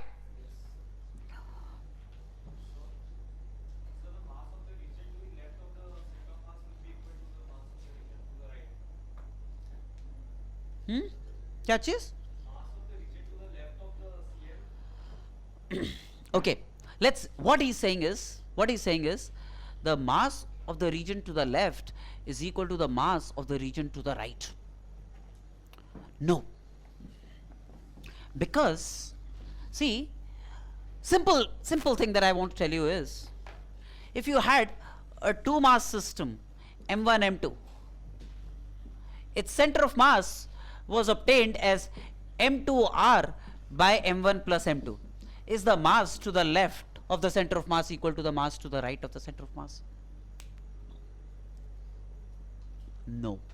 But let me change your statement to make better sense. What I can say is the m1 into this length, the mi into this length, the region to the left, must be equal to m2 into this length to the right. The mixi to the sum, if I have several masses, say m1, m2, m3, etc., say m1, m2, and say this was m3 and this was m4, right? I'll come to this concept in a little while from now, but not right away. But since you just initiated this, if this was the center of mass, right, then I'll tell you what transpires is, suppose this distance is d1, this distance is d2, this distance is d3, and this distance is d4, right? Then if this is the center of mass, m1 d1 plus m2 d2 will be m3 d3 plus m4 d4. This will happen. The sum of mass into distance from the center of mass to the left will be sum of mass into distance from the center of mass for the region to the right. That will hold good, but not the masses. Should you necessarily have m1 plus m2 equal to m3 plus m4? No, certainly not. Never even assume that the mass to the left of the center of mass will be equal to the mass to the right of the center of mass. Are you confused? Okay. I'll explain this. If you are done copying the rest, if you have understood the rest, then I'll explain this. See,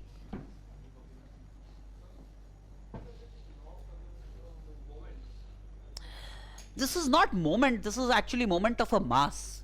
These are not moments, because in moments you have forces.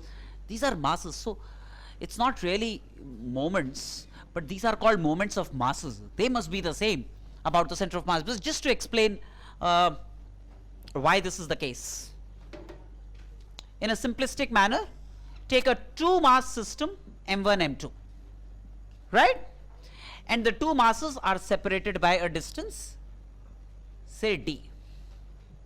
This is the center of mass, right?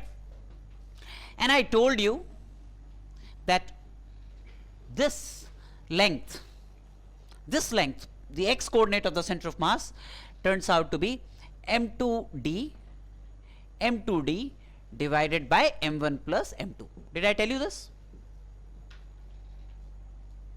We just obtained the x coordinate of the center of mass, right? This is what we obtained, isn't it? Huh? Okay. So its distance from m1 is this. Its distance from m2 would be d minus this, right? D minus this means it will turn out to be m1d divided by m1 plus m2, right? You know what I'm saying? Now check this. Say this is d1 and say this is d2. Say this is d2. Do you see that m1 d1 is actually m2 d2? Do you see this? Please check that out. You know? Right? m1 d1 is m2 d2. I hope all of you have understood this. d1 is this, right? Which we calculated a little while ago. Was the x coordinate of the center of mass, right? So this distance must be d minus this distance, which is d2. m1 d by m1 plus m2. That's d2. Now m1 into d1 I claim is m2 into d2. See, m1 into d1 is actually m2 into d2. Is that not the same? What? Right? So this will happen. The masses need not be the same. Clear now? So this m1 d1 is actually the moment of this mass about the center of mass. m2 d2 is the moment of this mass about the center of mass, and those must be the same. Those must be the same. That's important. The moment of the masses to the left of the center of mass must be the same as the moment of the masses to the right of the center of mass. That's guaranteed. Are you all fine with this thought? Very good. Now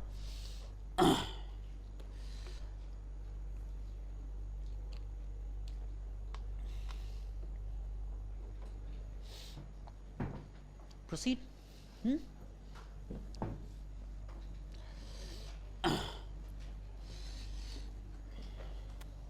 Okay. Now, for the time being, I'm not going to invest time in telling you how to compute the center of mass for various geometries. Rather, I'll for some time deviate into a more conceptual issue of center of mass. The calculations will follow later, right? Just a few remarks then.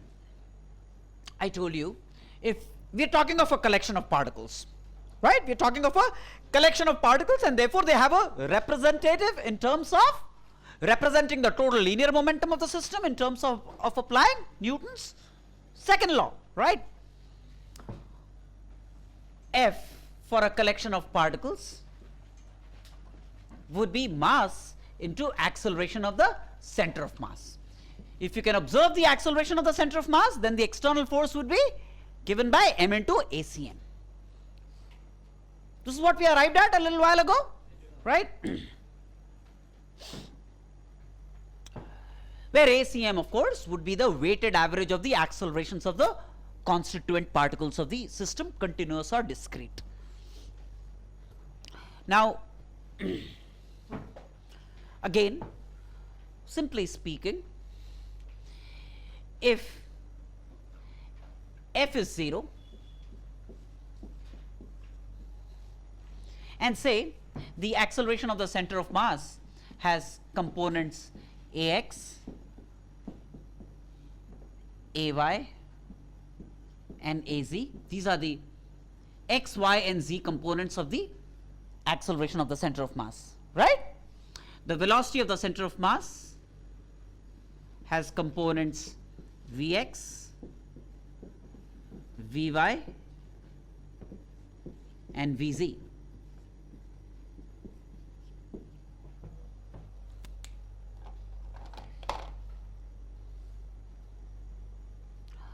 Now, if f is 0, what it means is ACM is 0.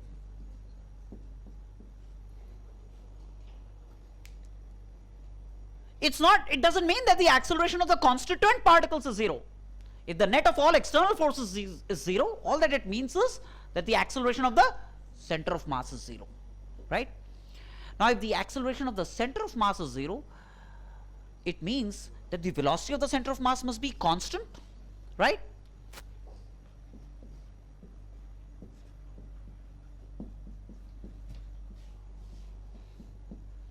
It means velocity of the center of mass is constant, right? Now, if at a certain instant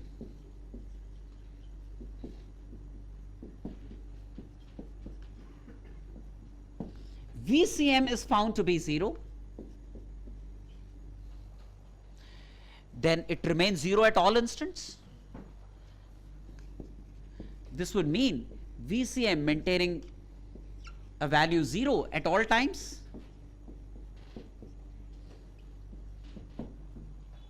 That means the center of mass is permanently at rest. The corresponding particles constituting the system might be moving hither and thither, but the center of mass remains in position all the time.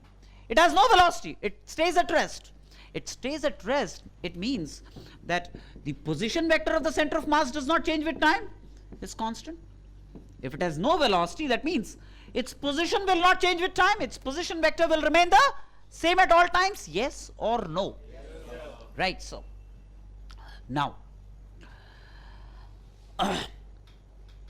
it's possible, say this force F has components Fx I cap plus Fy j cap plus Fz k cap. These are the components of the force, right? Fx produces x component of the acceleration in the center of mass, Fy produces y component of the acceleration, and Fz produces the z component of the acceleration. Now,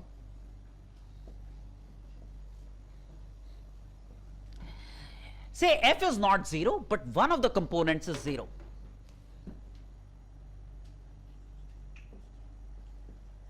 Say Fx is 0.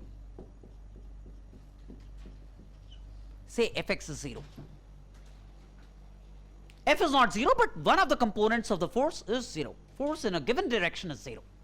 This would mean that Ax is 0.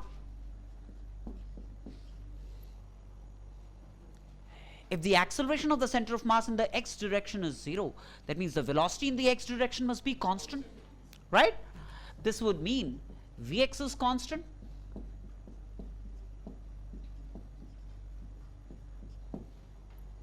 Right? If at a certain instant the x component of the velocity of the center of mass is found to be 0, then it will remain 0.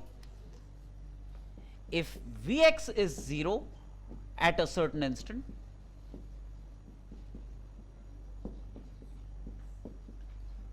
then Vx is 0 always at all times.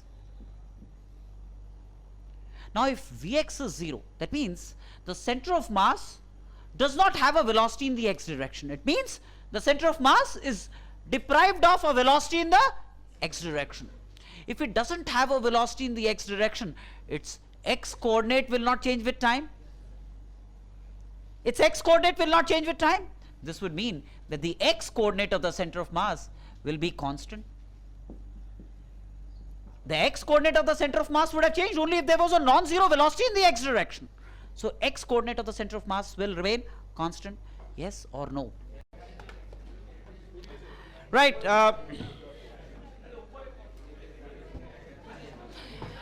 So let me illustrate something.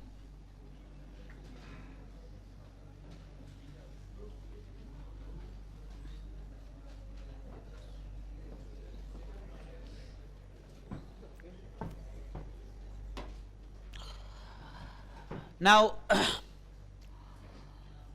say there is a raft.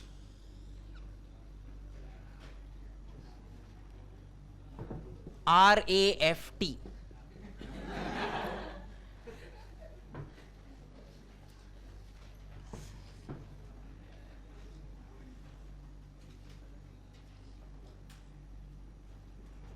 PQ, call it uniform raft of mass m and length L. A uniform raft of mass m and length L. All right.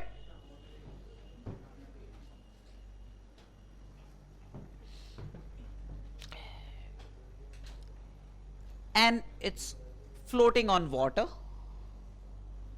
frictionless. Assume that there is no friction between the raft and the water, right? And say this end Q is at the shore. This end Q is at the shore. Not fixed, but just touching the shore.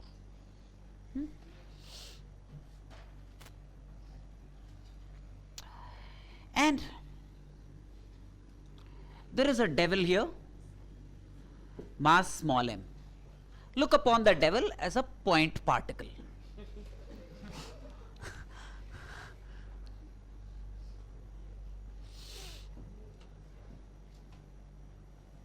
Now,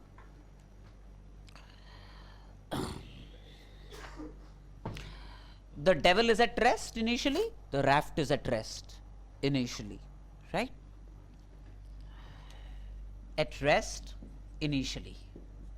Say at time t equal to 0.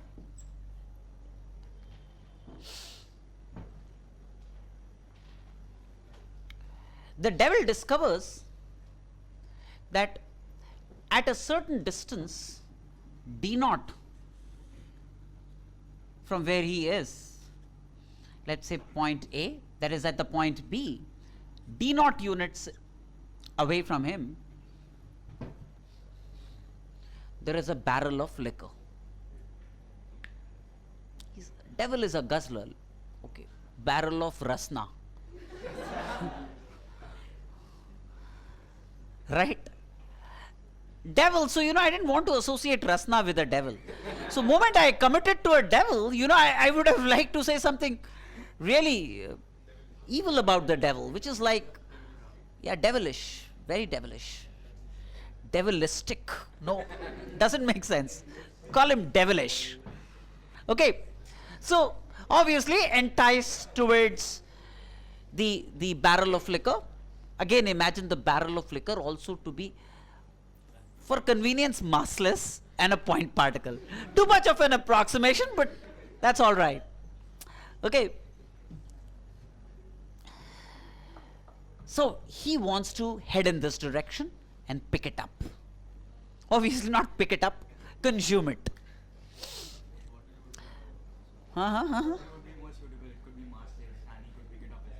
Yeah, right. So now I want to know how the raft will respond to it.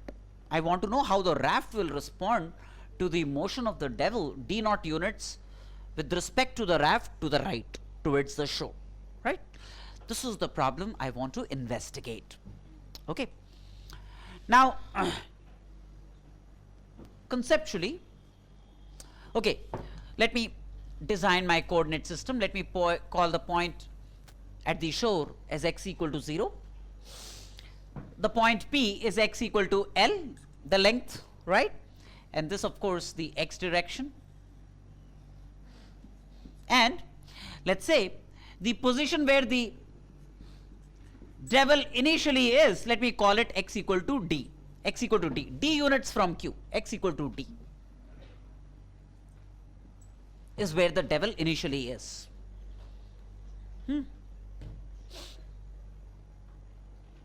As far as the raft is concerned, it's an extended continuous object, but for the sake of applying momentum principles, etc., I could imagine the raft to be a point particle at its center of mass. I could equivalently imagine the raft to be a point particle of mass capital M at x equal to L by 2. Is that fair? The raft alone, uniform raft of length L, mass M, for the sake of applying principles related to momentum, etc., I could replace it by a point particle at x equal to L by 2. Right? I'm saying for the sake of applying conservation principles. I never told you that suddenly all of this will go into oblivion and you will have a point here and he'll have to swim all the way to, right? So that's why I put a disclaimer. I said for the sake of applying conservation principles, right? Right.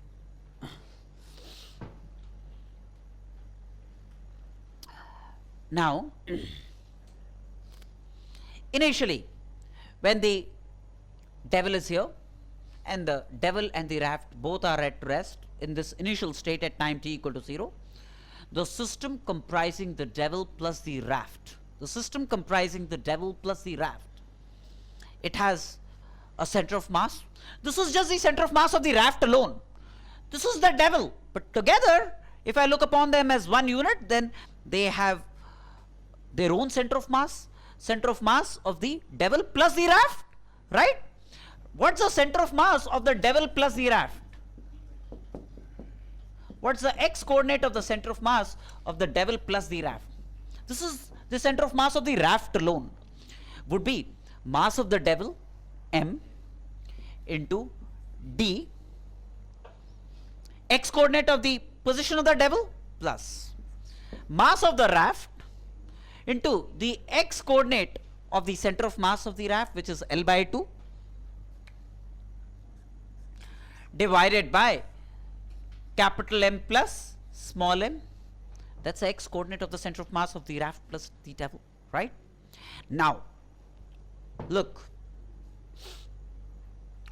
as far as the raft plus the devil is concerned, there is no friction between the raft and the waters, right? So, even though when the man moves on the raft, there could be friction between the raft and the man, but that's an internal force. That's an internal. He'll walk by means of friction only, right? And then after consuming, he'll become smooth. In any case, the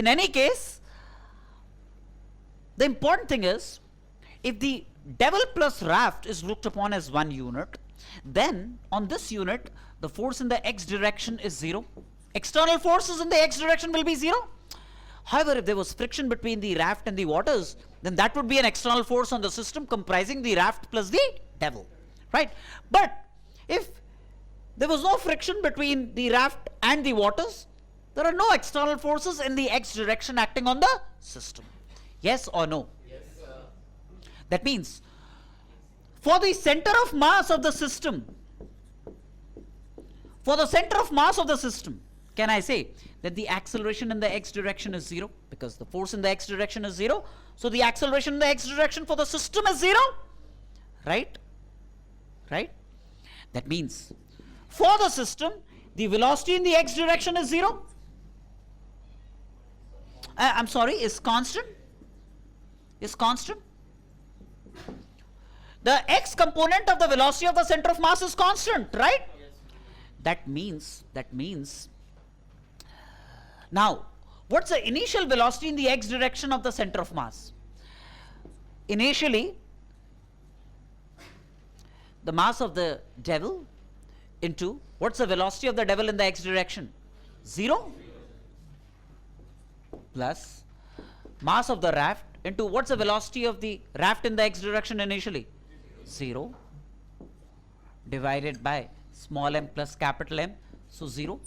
At time t equal to 0, is this not the velocity of the center of mass in the x direction? Is this not the velocity of the center of mass in the x direction comprising the man, the devil plus the raft, right? 0. So if it is found to be 0 at one instant, it will remain 0 at all instants, so it will remain 0. Velocity in the x direction of the center of mass of the system will be 0. That means the x coordinate of the center of mass will not change with time. This clearly means that the x coordinate of the center of mass of the system will be constant. How's this? Right? Now, that means this quantity will not change. No matter how much he moves on the raft, the x coordinate of the center of mass of the devil plus the raft will stay put, will remain the same. Right? So when he's moving in this direction, this d is decreasing, so this must increase so that the numerator remains the same, right? Which means if the man moves in this direction, then in order that this L by 2 increases, the raft moves in this direction. The x coordinate of the center of mass of the raft must increase because the x coordinate of the man is decreasing. So the x coordinate of the raft represented by this must increase to preserve the x coordinate of the center of mass of the system. Nahin. Repeat kya? Should I repeat? I'll repeat. I'm saying if the man moves in this direction, what's happening to the x coordinate of the man? Decreasing. Now in order that this remains the same, the x coordinate of the raft represented by this point, right? The x coordinate of the raft must increase so that this numerator is preserved, right? That means if the x coordinate of the raft represented by this point particle increases, that means the raft would have to move in this direction. The raft would have to move in this direction, right? So one thing guaranteed, while the man moves in this direction, the raft has to recoil in the opposite direction so that the center of mass of the system comprising the man plus the raft remains the same, right? Now if that be the case, then it would be of interest to obtain the amount by which the raft must move in this direction while the man moves d0 units on the raft. These 2 points on the raft are separated by d0 units, right? So while the man moves d0 units on the raft with respect to the raft, then by what amount should the raft recoil in the opposite direction? Clear? Okay. Now can I just remove this? Are you settled with this thought? Now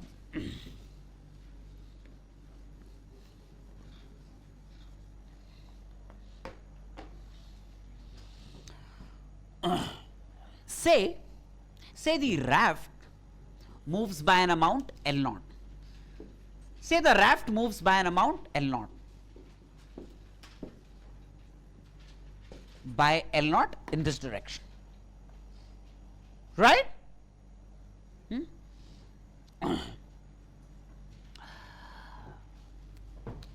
If the raft had not moved, what would be the x coordinate of the man finally?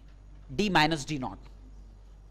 If the raft had not moved, the final x coordinate of the devil would have been d minus d0. This is d units. Now d0 units less is what it would have been. The final x coordinate of the man would have been d minus d0.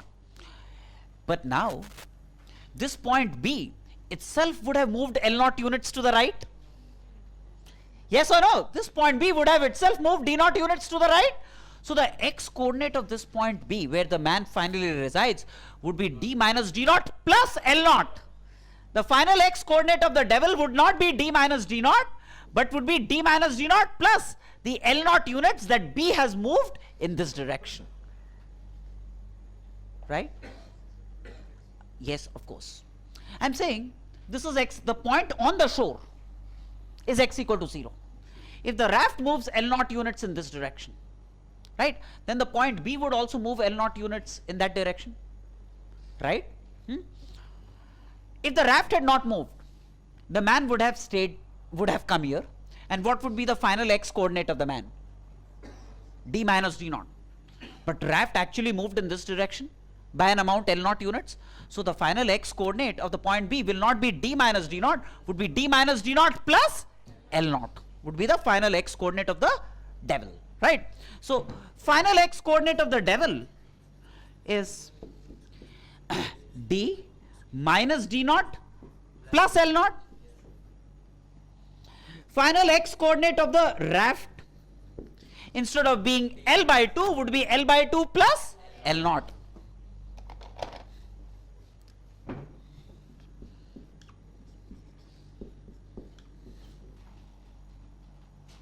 The mass of the devil is small m, the mass of the raft is capital M, right?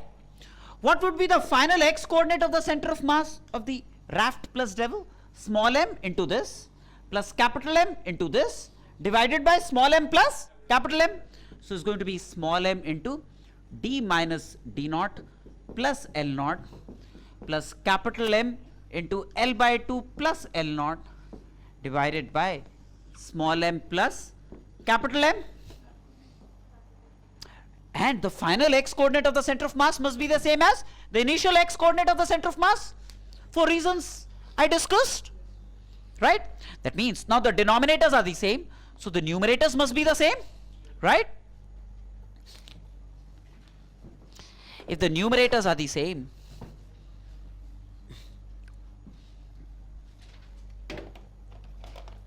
then I end up getting m into d minus d naught plus L naught plus capital M into L by 2 plus L naught is md plus capital M into L by 2.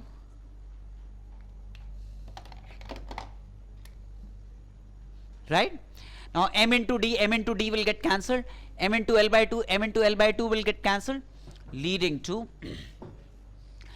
L naught, as you can see, small m plus capital M. So m into d naught divided by m plus capital M. This is the amount by which the raft will retreat.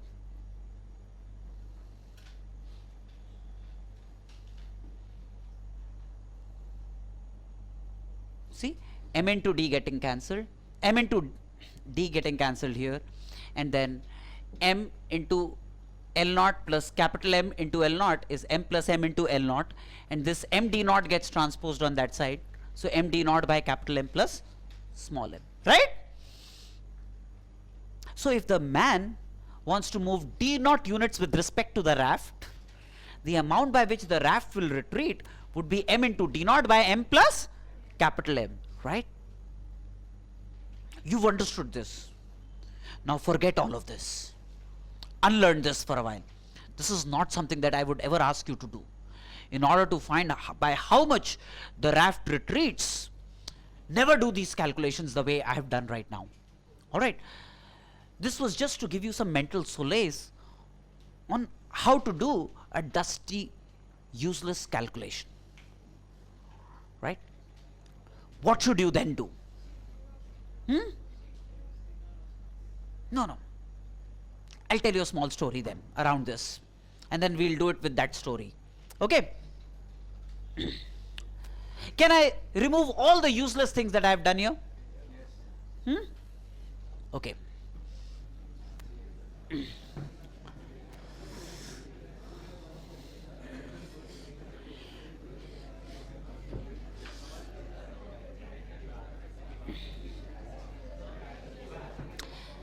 Now,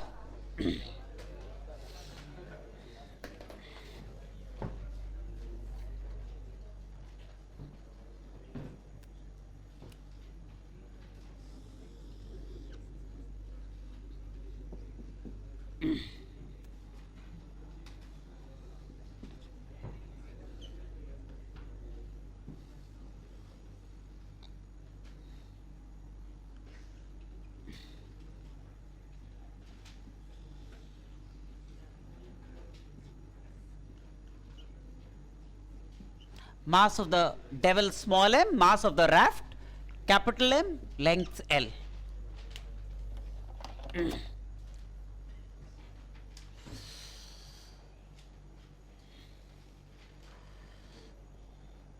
Everything else remaining the same, the physicality maintained intact.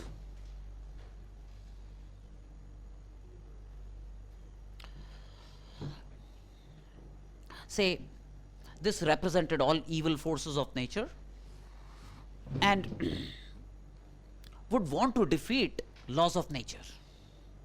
Alright, it would want to defeat laws of nature, and their leader did something, and suddenly, you know, all laws of nature vanished. They were inactive, unresponsive. This fellow wanted to beat it all. The raft, since laws of nature became unresponsive for a while, this man could move to B, devil could move to B, and shift the center of mass because the raft was unresponsive. Laws of nature going into oblivion for a while, right? So while the man moved, he kept shifting the center of mass of the man plus the raft. Heavily victorious at the end of this journey because he's kept nature still and unresponsive towards maintaining the x coordinate of the center of mass. You know what I'm saying? Think of the raft as a living entity and in a state of deep slumber, unable to respond to the motion of the man on the raft. For a while, imagine that. Okay? So victory for the evil for a while. So now this guy comes here, and he's disturbed the numerator of the summation of the x coordinate of the center of mass. Summation mi xi is disturbed. By what amount? He's disturbed the numerator of that by an amount m into d naught. He's disturbed the numerator of the x coordinate of the center of mass by an amount m into d naught. He shifted the x coordinate of the center of mass. The numerator should have been preserved, right? But he's disturbed the numerator by m into d naught because the raft stayed put, not acting to the motion of the devil on the raft, right?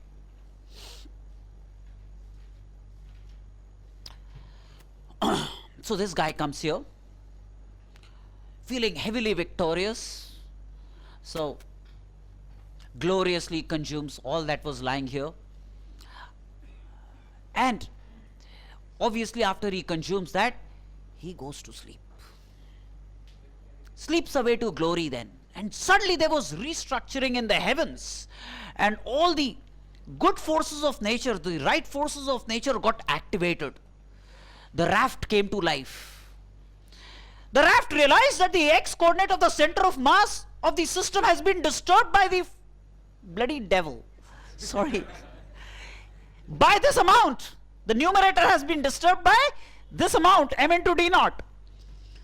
So now it knows that the devil will stay asleep after having consumed that many gallons. So the devil now here, horizontal. Okay. Even after the devil is horizontal, we will look upon the devil as a point particle. Okay. Now it says, all right, m plus m is the total mass of the system. Again, assumption, even after consuming that, the mass of the devil remains small m. So capital M plus small m is the mass of the system.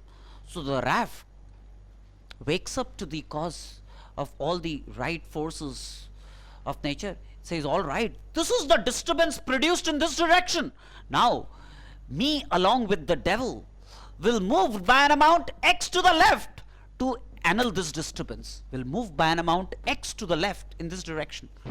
Will move by an amount x to the left, so that this disturbance caused in the numerator is balanced by a disturbance in the opposite direction caused by the numerator after the devil has slept. So we are superimposing the two situations, right?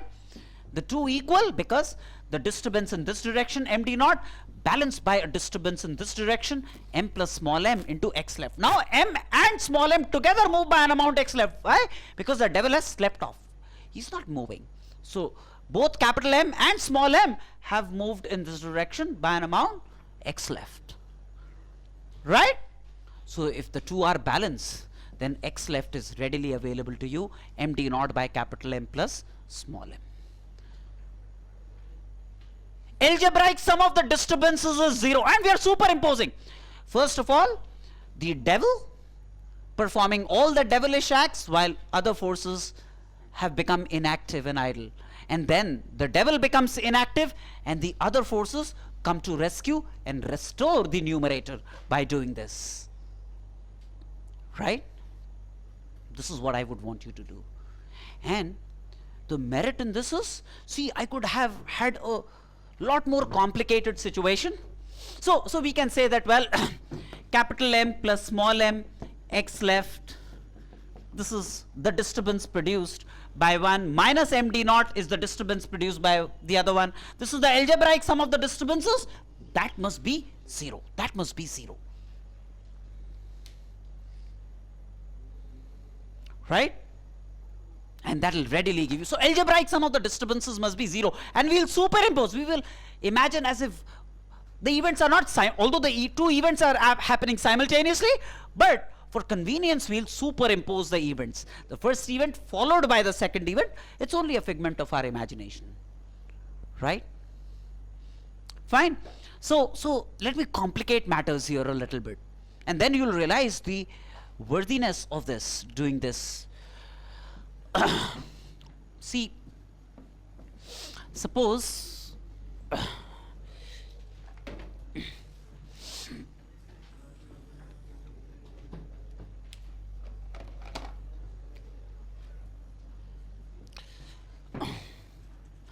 the raft mass m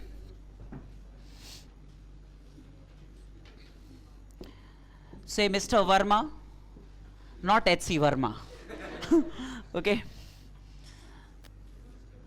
say mass m1, Mrs. Sharma, mass m2. Okay, and this is the spot where they want to meet. D1 units from here and D2 units from there. They want to meet. Now, don't ask me why.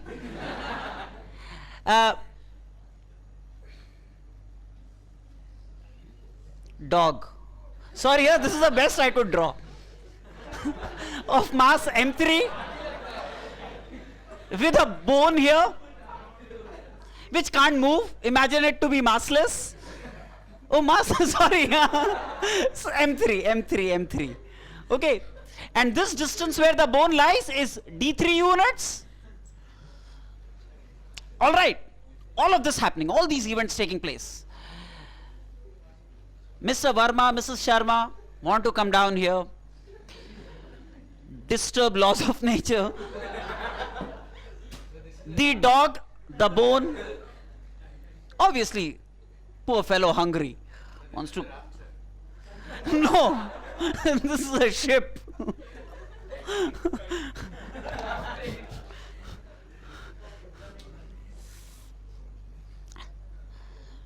And I want to know if all these events take place, by what amount will the raft move?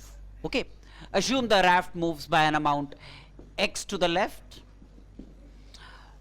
right? I'll take algebraic sum of disturbances as 0. Let's say all rightward disturbances as negative, all leftward disturbances as positive. So when m1 comes here, he would have disturbed by an amount minus m1 d1, negative. When m2 comes here, positive disturbance, m2 d2, right? When the doggy comes here, m3 d3, positive disturbance. You could have had few more things happening here, but then okay, and then the raft plus Mr. Verma, Mrs. Sharma and the doggy with the bone moving by an amount x to the left. That means plus m plus m1 plus m2 plus m3 into x left. Algebraic sum of these disturbances must be 0. Raft. Algebraic sum of these disturbances is 0. Yes or no? Right? And you will be able to compute the distance moved by the raft. Right? See, if I add these many things to the situation and you did it the way we did it earlier, your head will go for a toss. Okay? और क्या क्या होगा पता नहीं. You best know. But we'll not get into that discussion right now. But this is what you should do. Right? There is no name that it has, but we'll, for our internal consumption, don't quote me anywhere because this is my own creation, but we'll call it the method of disturbances. Okay? Only for internal consumption. Huh? Ah, okay. Right? Now, so see how easy it becomes really, how easy it becomes, right?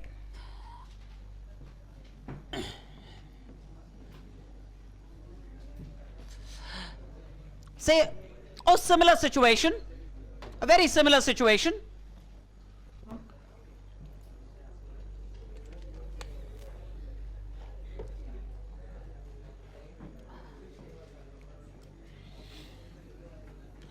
Say there is an inclined plane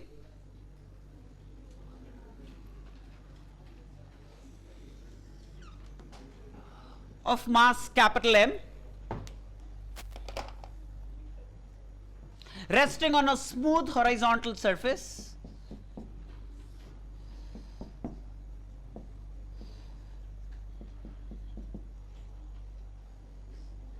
right.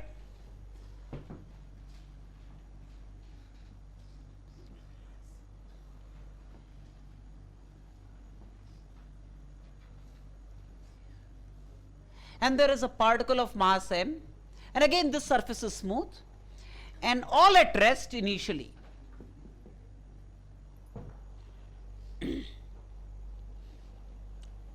The mass and the plane both at rest initially. Now, one thing which we've discussed in the past, that if this mass starts to fall down, the inclined plane will move in this direction, right? Say the base of the inclined plane is d units. See, the base of the inclined plane is d units. What I want to figure out is, by the time this particle goes from A to the bottom of the plane, which is B, by the time this mass goes from the top of the plane to the bottom of the plane from A to B, by what amount would the inclined plane move to the left? That's the problem I want to deal with. By the time this mass goes from this to this, by what amount would this move to the left? Now, few things. On a system that comprises small m plus capital M, let me choose to call this as the x direction, right? The only external forces acting on capital M and small m are Mother Earth, gravity, and reaction from the ground. What they do to each other in terms of normal reaction is internal, right? Isn't it? So on the system that comprises small m plus capital M, the force in the x direction is 0. External forces in the x direction add up to 0 on the system comprising capital M and small m. Yes or no?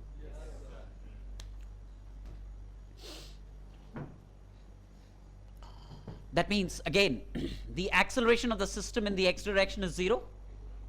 That means the velocity in the x direction of the center of mass must be 0, constant, and it's 0 initially, so it will remain 0 always. See,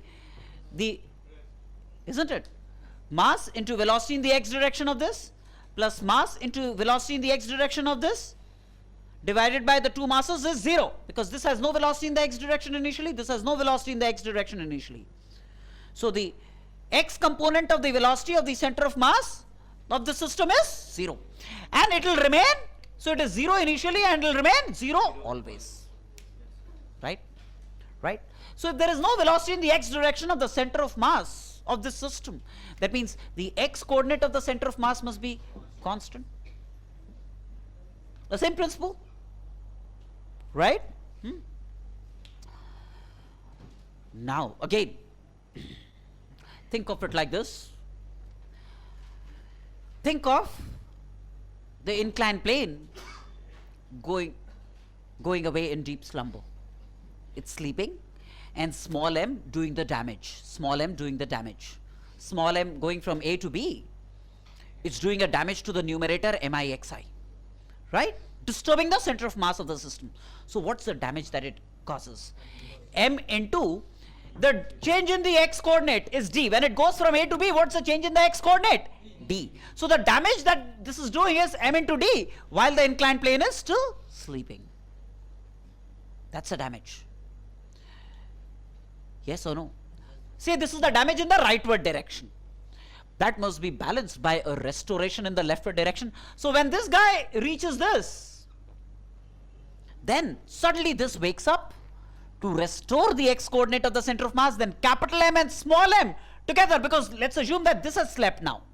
Now capital M and small m together move by an amount x to the left with a view to restore the x coordinate of the center of mass. So the damage balanced by the restoration m plus m into x, the distance moved by the inclined plane to the left. Right? And this gives you x readily, m into d by capital M plus small m. You see sense on this?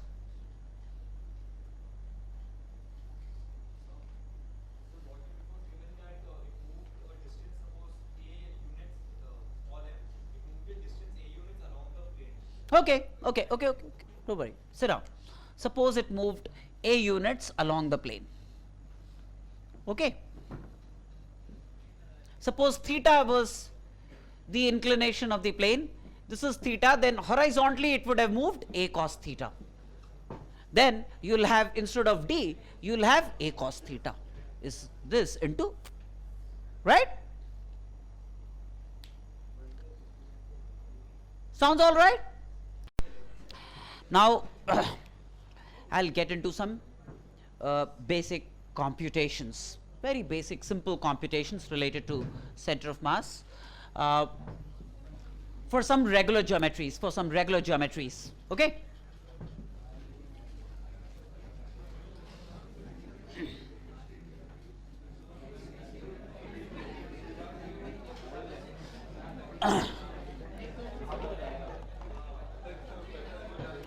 Yes, your attention please then.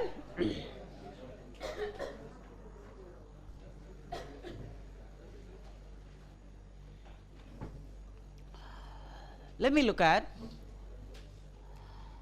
a semicircular, uniform semicircular ring.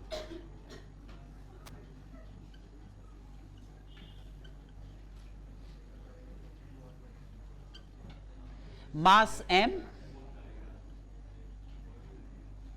and radius r.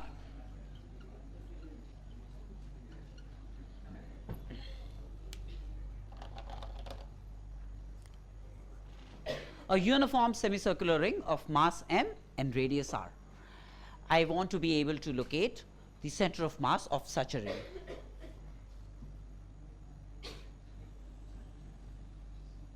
This is the ring.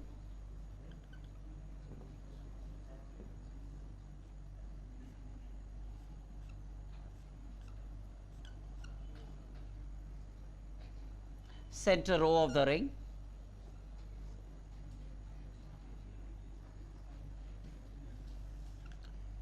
Radius r. This is the ring. Thin ring, mass m, radius r. Right? The mass per unit length on the circumference, lambda, is going to be m by pi r. M by pi r is going to be the mass per unit length. Right? Uniform ring. So I'm talking of a uniform circular ring, semicircular ring.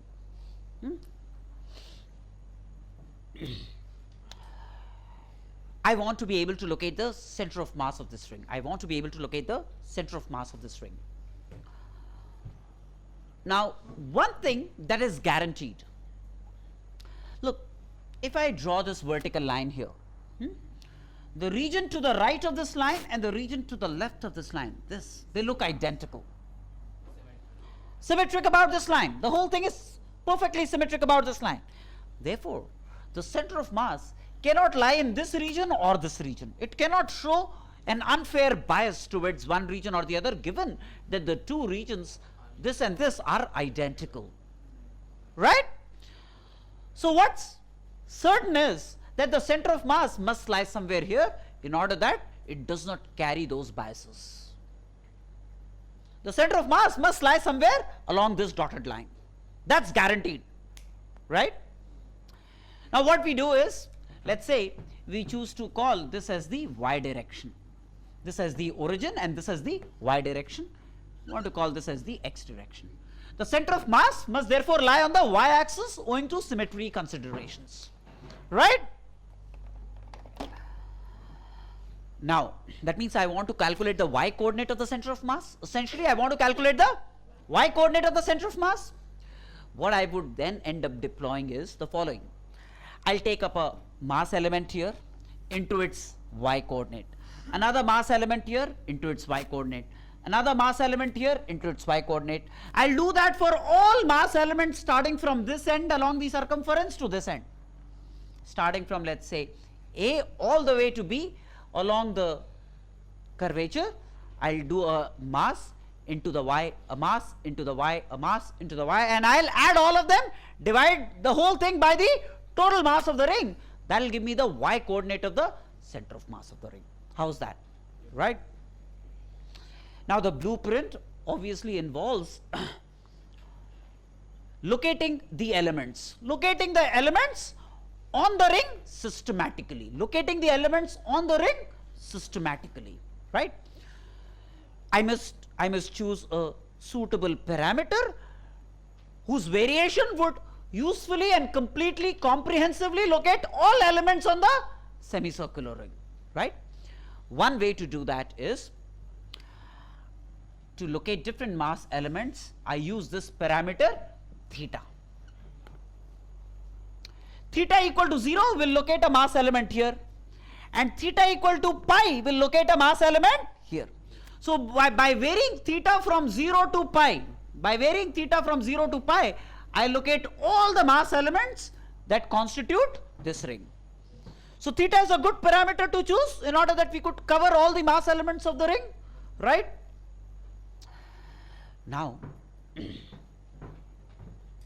the mass element, even though it's almost like a point, but at theta, if I locate a mass element, say here, it subtends a very small angle d theta at the center. This is the mass element.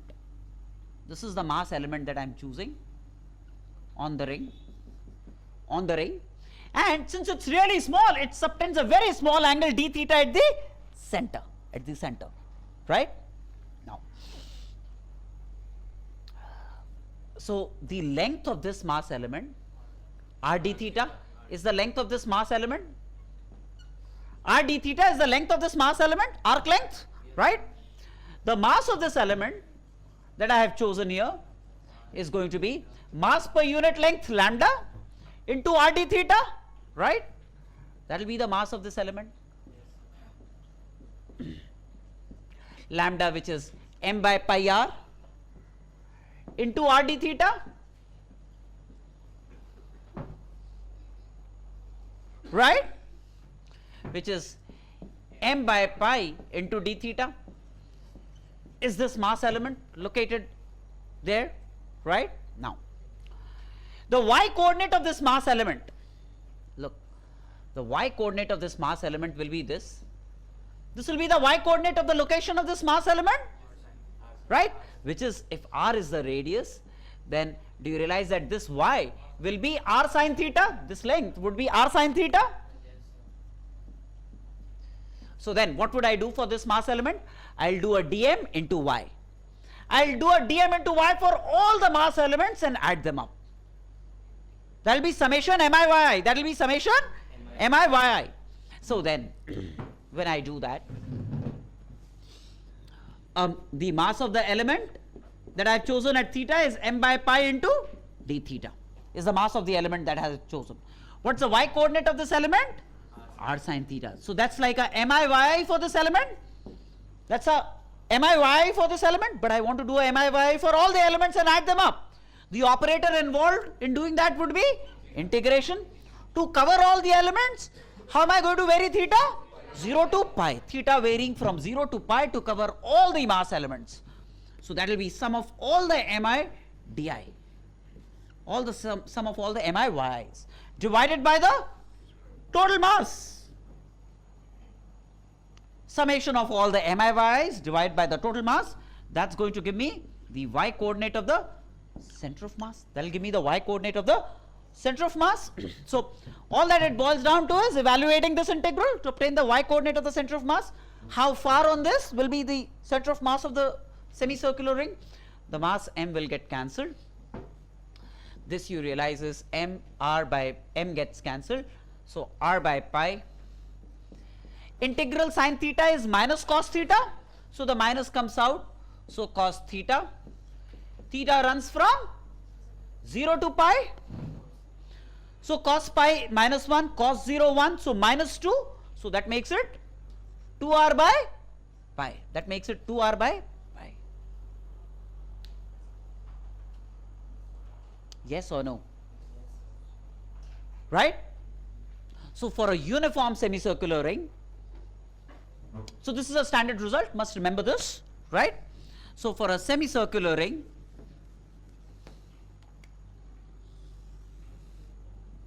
if this is a semicircular ring, r is the radius, the center of mass will lie here at a y equal to 2r by pi. That will be the y coordinate of the center of mass of the ring.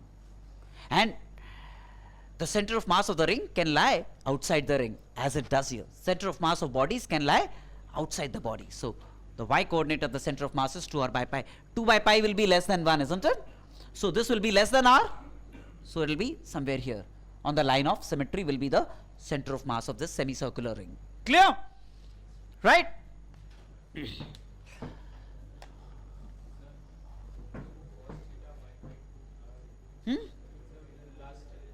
Yeah, why? This is minus r by pi, cos pi minus 1, cos 0 1, right?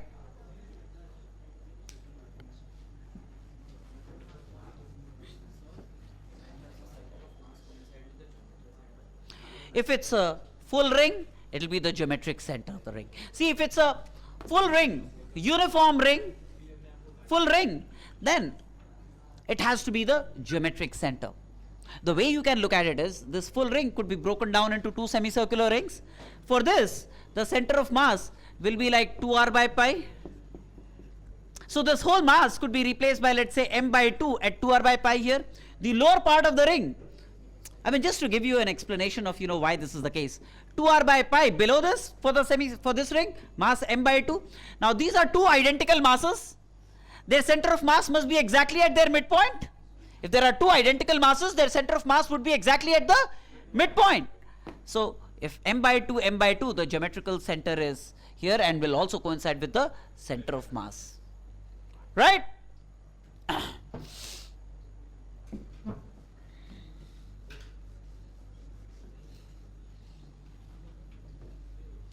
Now let's move from a ring to a disc. From a ring to a disc. But even before I do that, let me just make sure I tell you one thing. See, there could be many systems, and each system could have a center of mass, right? This is one class, there would be another class somewhere else. There could be, let's say, 20 classes going on in the city at this time, right? And each class will have a center of mass. Each class will have a center of mass, right? But a system comprising all the 10 classes will have a center of mass of all the 10 classes, right? Say there is a system here of mass m1, and the center of mass of this system is at r1. This could be a collection of particles, discrete or continuous. Another system here, which could be continuous or discrete, mass m2, and the center of mass of this could be r2. This way, going this way, let's say there is a system of mass mn, and its center of mass is Rn, right? Then the center of mass of this collection, is given by m1 into center of mass of m1 plus m2 into center of mass of m2 plus mn into center of mass of mn divided by m1 plus m2 plus mn. That's the center of mass of a collection of systems, right? So keep this in mind. Now let's move to a disk. That's the best thing to do for a Sunday evening, right?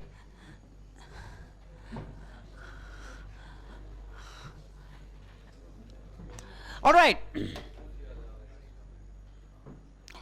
So when I talk of a uniform semicircular disk,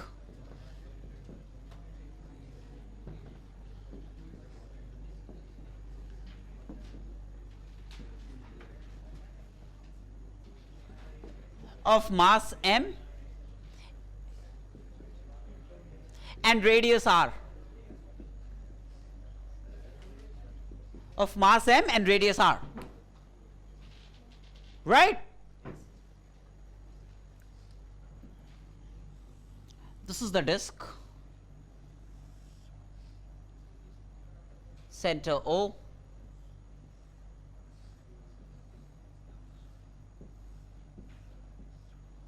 mass m and radius r.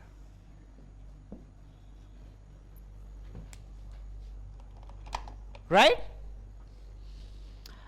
I want to locate the center of mass of the disk now.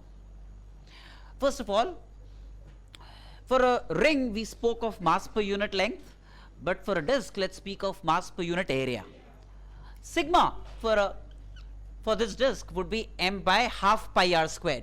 M by half pi r squared, so that means 2m by pi r squared is the mass per unit area on the disk.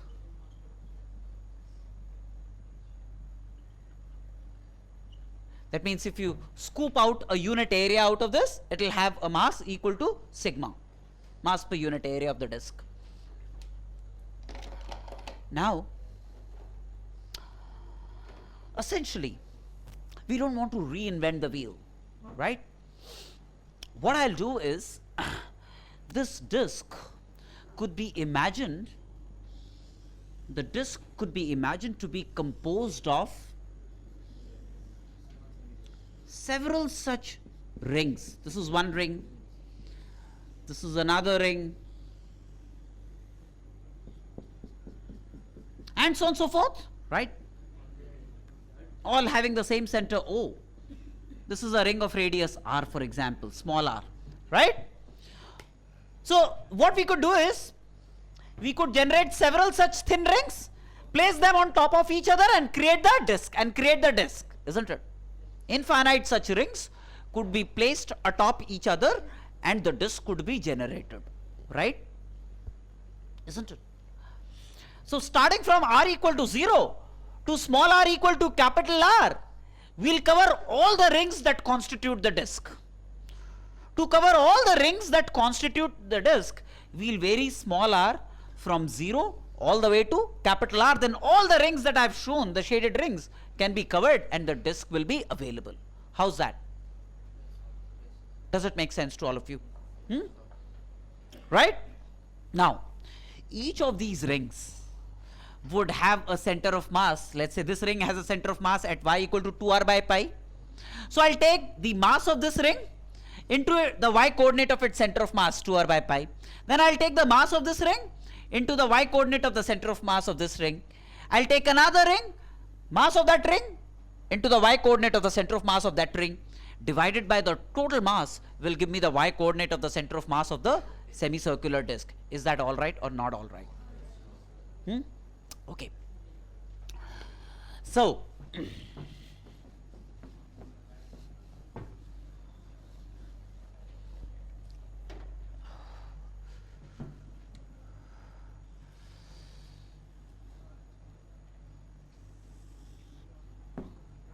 this is a disk and this is a sample ring.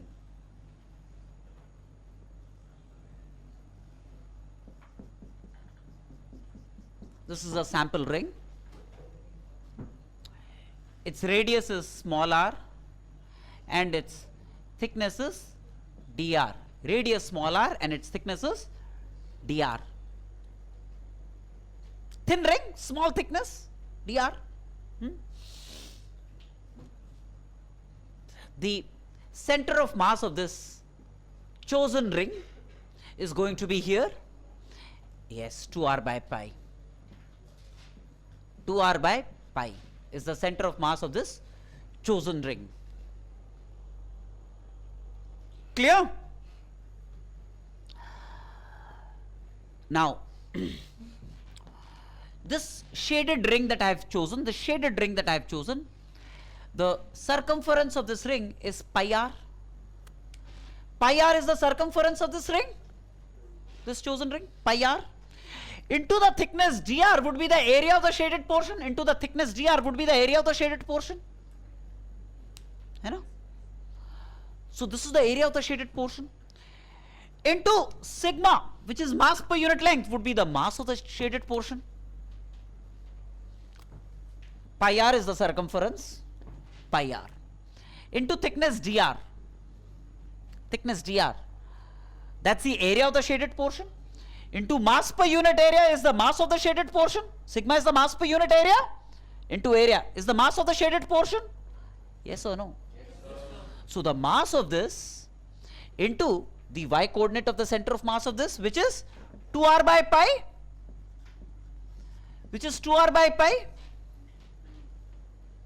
that's mi yi for the shaded portion. That's mi yi for the shaded portion. The mass of this into the y coordinate of the center of mass of this. So mi into yi for this, because this entire shaded portion can be replaced by a point mass of this much mass located here, isn't it? So that's mi into yi for this portion.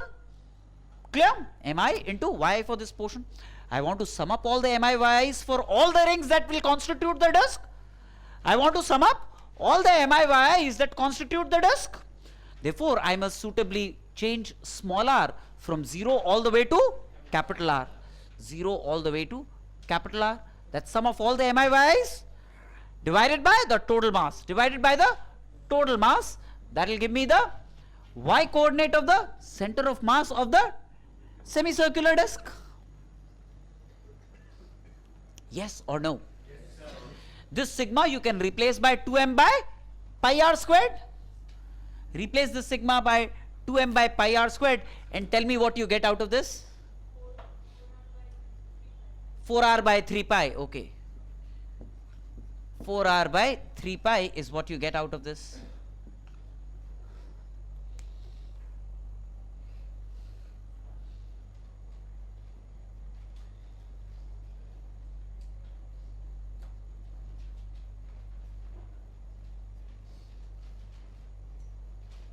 So that's the y coordinate of the center of mass lying on the axis of symmetry of a semicircular, uniform semicircular disk of radius r and mass m.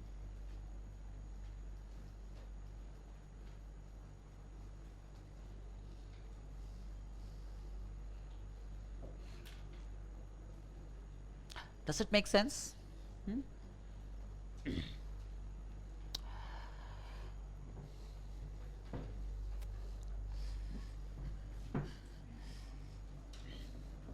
Just a important remark then. Let me tell you,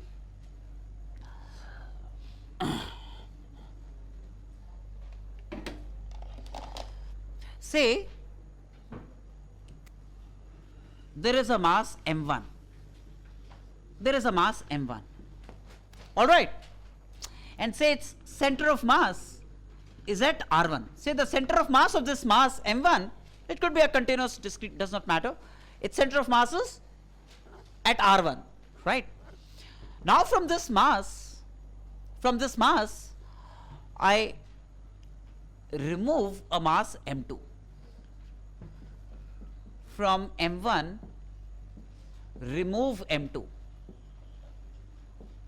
From m1, remove m2. Okay. Now say the center of mass, this m2, the removed mass, has its own center of mass, right? Let's say the center of mass of m2 is r2. Say the center of mass of m2 is r2. The center of mass of the whole thing, which is m1, inclusive of m2, is r1. I remove this, right? Then I am left with this. This is what we are left with. So the remaining portion has its own center of mass. The remaining portion will have its own center of mass. So the center of mass of the remaining portion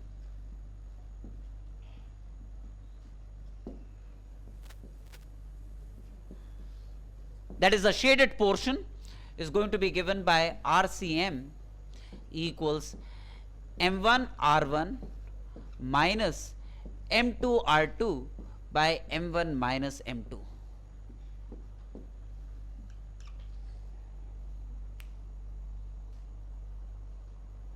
That's the center of mass of the remaining portion.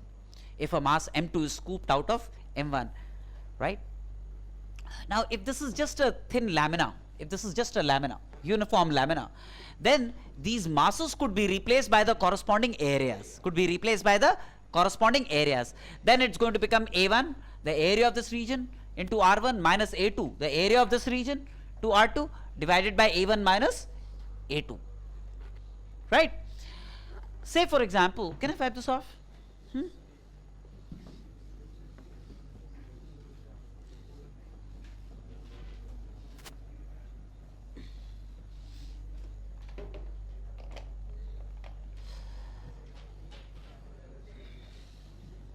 Say there is a circular disc,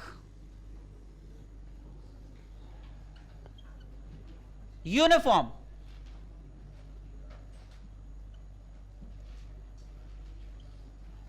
disc of mass m and radius r, right? This is a disc, full thing. This is the center of the disc.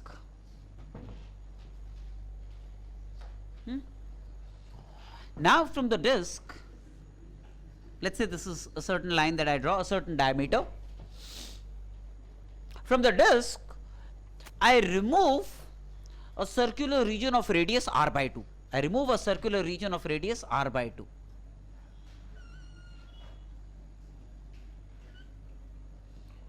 The center of this region is C, say.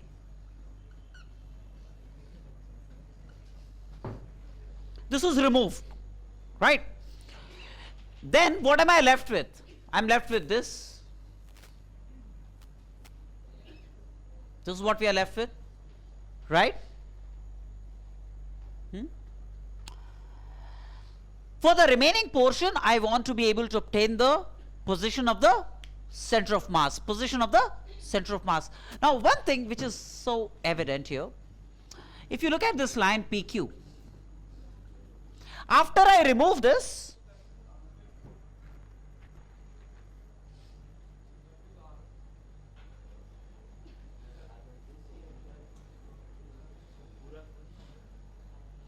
the bigger one has a radius r, the smaller one has a radius r by 2, right? Now, again, one thing, if you look, after I remove this, if you look at PQ, the crescent that you see above PQ, which is this is what is left above PQ, is identical to the crescent that is below PQ, right? That means the region above PQ is identical to the region below PQ. You would therefore expect the center of mass of the remaining region to lie along PQ. Yes or no? Now, another fact. After I have removed this, the region to the left of O will be heavier than the region to the right of O. Therefore, the center of mass must show proclivity towards the heavier region. So, the center of mass must move to the left of O, isn't it? Must move leftwards. Clear? Okay, now let's demonstrate that by simple calculations. So, let me say O, the center of the bigger circle, as the origin, and say this as the x-axis, right? The coordinates of the center of the smaller circle will be r by 2, 0, right? Now for the, after removing, the x coordinate of the center of mass of the remaining region, would be mass of the bigger region, the full one, unaltered, is m, capital M. Okay, what we could do is, okay, this is m into the x coordinate of the center of mass of the bigger region, which is 0, right? I'm assuming this to be the origin. So m into 0 minus, realize that if the whole thing is m, then this area is 1/4 the area of the bigger thing. So this would be mass m by 4. This would be mass m by 4. So minus m by 4 into the x coordinate of the center of mass of the region removed, which is r by 2. R by 2 divided by m1 minus m2. That means m minus m by 4. That's the x coordinate of the center of mass of the remaining region, right? So that makes it m gets cancelled. So minus r by 6. Minus r by 6. That means, see, that's what you expected. The center of mass of the remaining region will be minus r by 6, 0. Will be minus r by 6, 0. That means to the left of O. That is where it shifts. We expected the center of mass to move towards the heavier region along PQ, the line of symmetry. Right? No. You didn't understand how this expression came about. No, I know the expression. This is the calculation. Why did you have a m into 0 over there? Because the bigger mass, the x coordinate of its center of mass is 0. So m into 0. M by 4, the mass of this, into x coordinate of the center of mass of this is r by 2, divided by m1 minus m2, m minus m by 4. Sure? Are you okay with this? Now, just to tell you the whole thing, I know, stop tossing. I also want to tell you the whole thing with the help of, I told you, if there is a center of mass of two masses, then the moment of the masses to the left about the center of mass must be moment of the masses to the right. All right. So just to demonstrate that fact in this problem without using these formulas, let me just demonstrate that so that you feel comfortable. Can I wipe this off? No, I'll let you go well before the day changes. The date changes.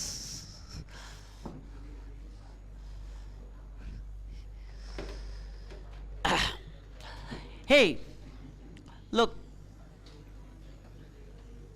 this was the bigger mass, right?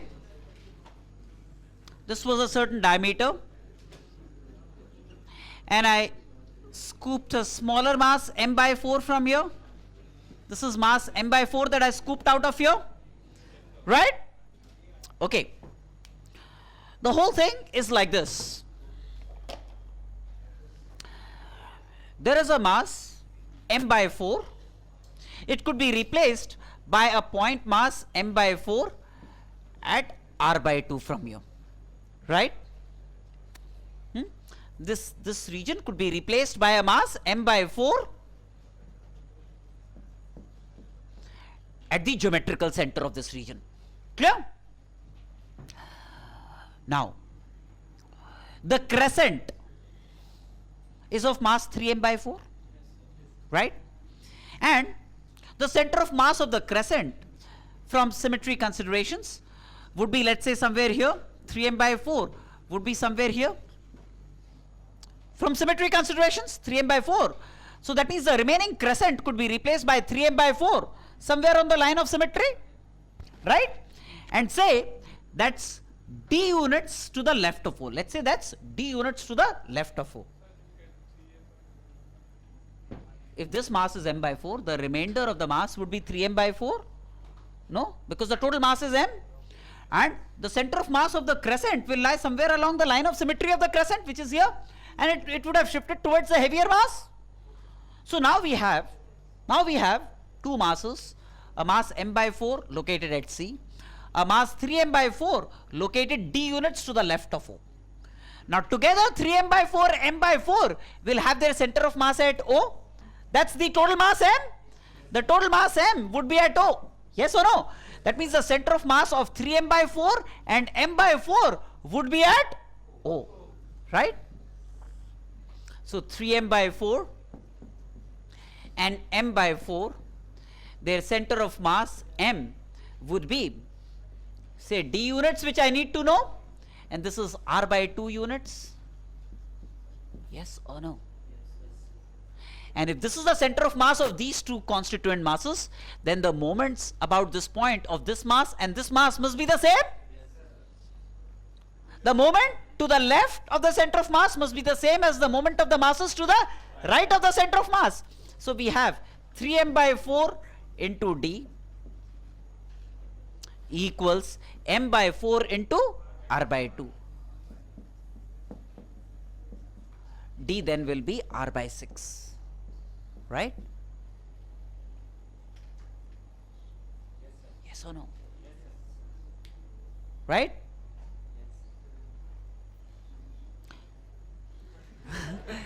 Day 1 on center of mass, I don't want to change the center of mass. I will. Look before you leap. But